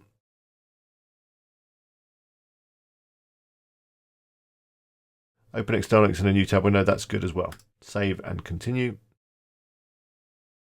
Your site is ready. We can go into the advanced options if we like. Don't need role manager. 404 monitored, that's a good thing. And redirections, I want that on as well. Save and continue. Schema type for post is article. Article type is article, because there are going to be lots of useful articles on the site, of course. And for pages, it's not an article, it's none. There we go. So schema is a way of telling Google what a particular piece of content is, whether it's an article, a recipe, whatever. So there we go, that's RankMath SEO setup. I've got some other videos on RankMath on the channel. I'll put links to those in the description, go into more detail on all this stuff. But that should have set up our webmaster console.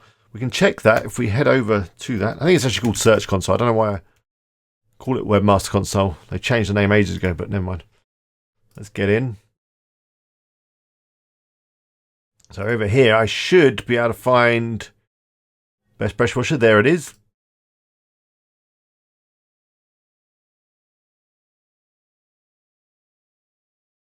Already got some data coming in. If we check the sitemaps,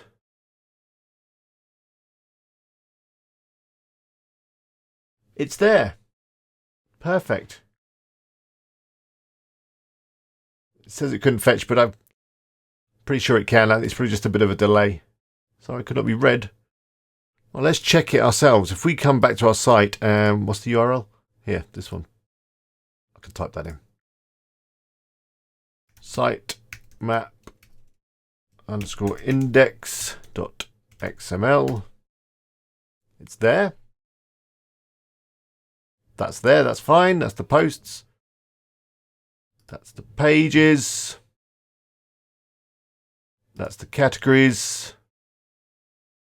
Don't know why that's there. I thought I turned that off. Okay, that's not working. I'm certain I turned that off within the RankMath. Let's just double check that. So if you want to get back into RankMath, it's right here. Go to sitemap settings. 5 symbols. Yeah, it's definitely off. Attachments is off. Pages is on. I think it'll be fine. Might be just a little delay. Let's just save changes. So that's the SEO done and the sitemap and the analytics. Final thing is the speed of the site.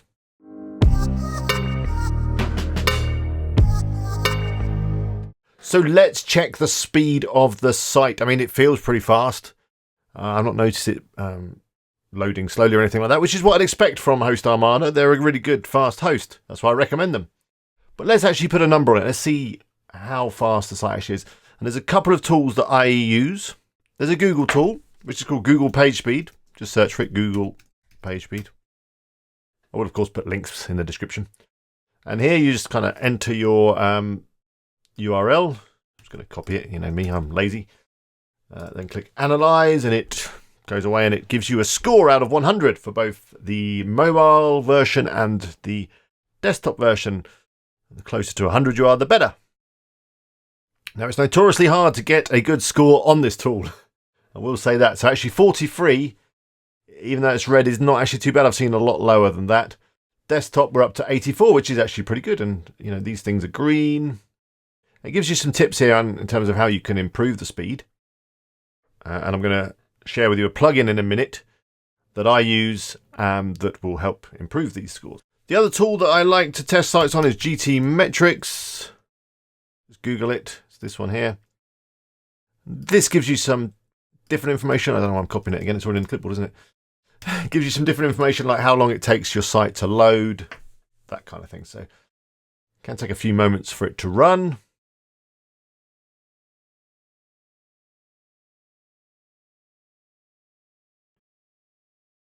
And here we go. So largest contentful paint, which is a kind of metric on how fast the site loaded, 2.2 seconds. Performance 78%, grade C. So, I mean, we could do better than that for sure. So I'm going to install a plugin, and the plugin I'm going to install is WP Rocket. I'll put a link up on the screen now. You'll also find a link in the description. It's an affiliate link. Thank you very much if you use it. I really recommend this plugin. I use it on pretty much all of my sites, and it will make a big difference to the performance of your site. It's really easy to use, and it doesn't cost too much. It is a premium plugin, but yeah, $49 for 1 year. There are some free ones available. I'll put links to those in the description as well, like WP Fastest Cache. They can help as well. But yeah, I'm going to just download it. I'll go into my account. Click download.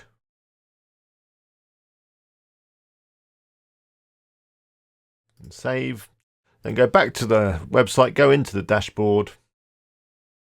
Close a few tabs. Let's keep it tidy. Go to plugins, add new. And then I'm going to go upload plugin, choose file. Select the file, which is in here. There is WP Rocket. Then install.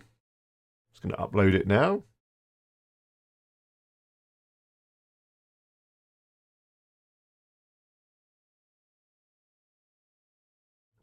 Then activate.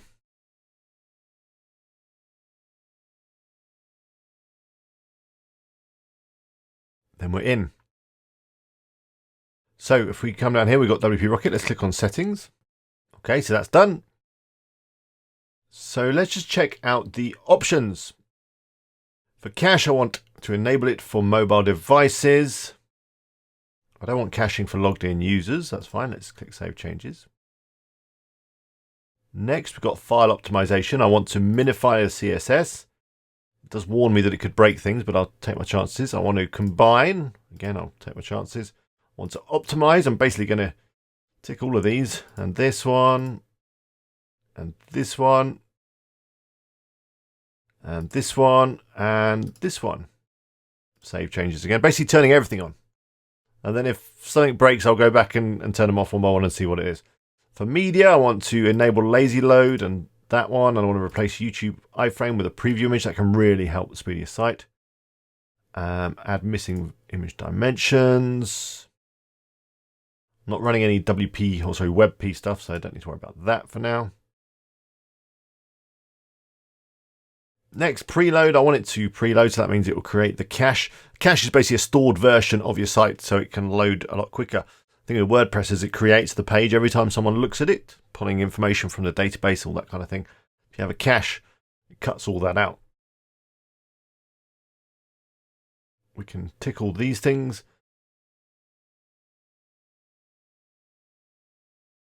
Preload links, yeah, I guess we can have that.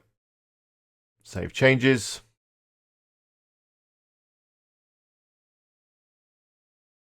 And I think that's about it. Don't really need to mess with the advanced rules.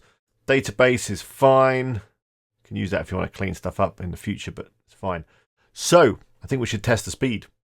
So you remember on Google page speed, we had 84 for the desktop, 43 for the mobile. Let's run it again. Okay, so we've hit 55 now on the mobile and 92 on the desktop. That's good. A lot of green here. Perfect.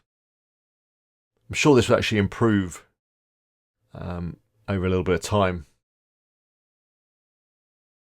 Let's just run it one more time, see if we get a different figure. You often get a different figure every time you run it. And let's run GT metrics as well. Because that was a grade C, do you remember? It loaded in about 2 seconds. Well, that's doing that. Let's see what Google Page... Oh, it's dropped now, 49. See, I told you it changes. Still a really good desktop speed. We'll do it one more time. Do not get obsessed with the Google Page speed score. It's really hard to get a really high score. Dropping every time I do it. I don't think I'll run it again. Okay, and then we moved up to B, and we're loading in less than 2 seconds. Now, if I went through and optimized some images, that kind of thing, I'd probably get a higher speed. I'm pretty sure that image that I uploaded to the homepage of the brush washer is bigger than it needs to be. But for now, I'm happy. I'm happy with that. So, that's about it. We have created a fantastic site. I will, of course, be working on this site as we go forward. I'll be doing updates on the channel. But yeah, well done if you got this far. You've done amazingly. I hope your site's good. If you've got any questions or anything, just leave them in the comments below this video and I'll help you. But in fact, let me do a quick transition over to me looking at the camera, and we'll do an outro, and I'll talk about all that stuff there. But yeah, well done. Congratulations. You made it to the end of the video. I hope you've been able to create a fantastic looking site, and you're now ready to continue working on it, continue adding content, and hopefully within a few months, some of those affiliate commissions will start to come in. Now, I've got loads more videos on my channel around things that I think you're going to find interesting, around creating content, around SEO, around getting traffic, all that stuff. I'll put links to everything that I think will be useful for you in the description, so do check those out, or just have a browse around the channel. I'm sure you'll find something useful. Remember, I go live twice a week, Tuesdays and Thursdays. It'd be great to see you there. Come and join us. I do things like site reviews, where I'll take a look at your site and give you my honest opinion. You can also email me. My email address is down there. Drop me an email. Share your site with me. I'd love to see what you've created. Or if you've got any questions, I'll try and answer them as well. To make sure you don't miss out on any of that stuff, and also to get notified when I do go live, be sure to be subscribed. You know where the button is. It's down there somewhere. And yeah, if you got this far, I guess you liked the video. So if you could click the like button, that really helps me out. But until next time, I think you need to probably go and have a little lie down. Maybe go and get yourself something cold to drink. Pat yourself on the back. You've done really well. I'd say not many people make it this far. You are in probably 1 or 2% of all the viewers that get this far. So congratulations. It shows what kind of person you are. And I'm confident that great things are going to happen for you. But anyway, until next time, bye for now.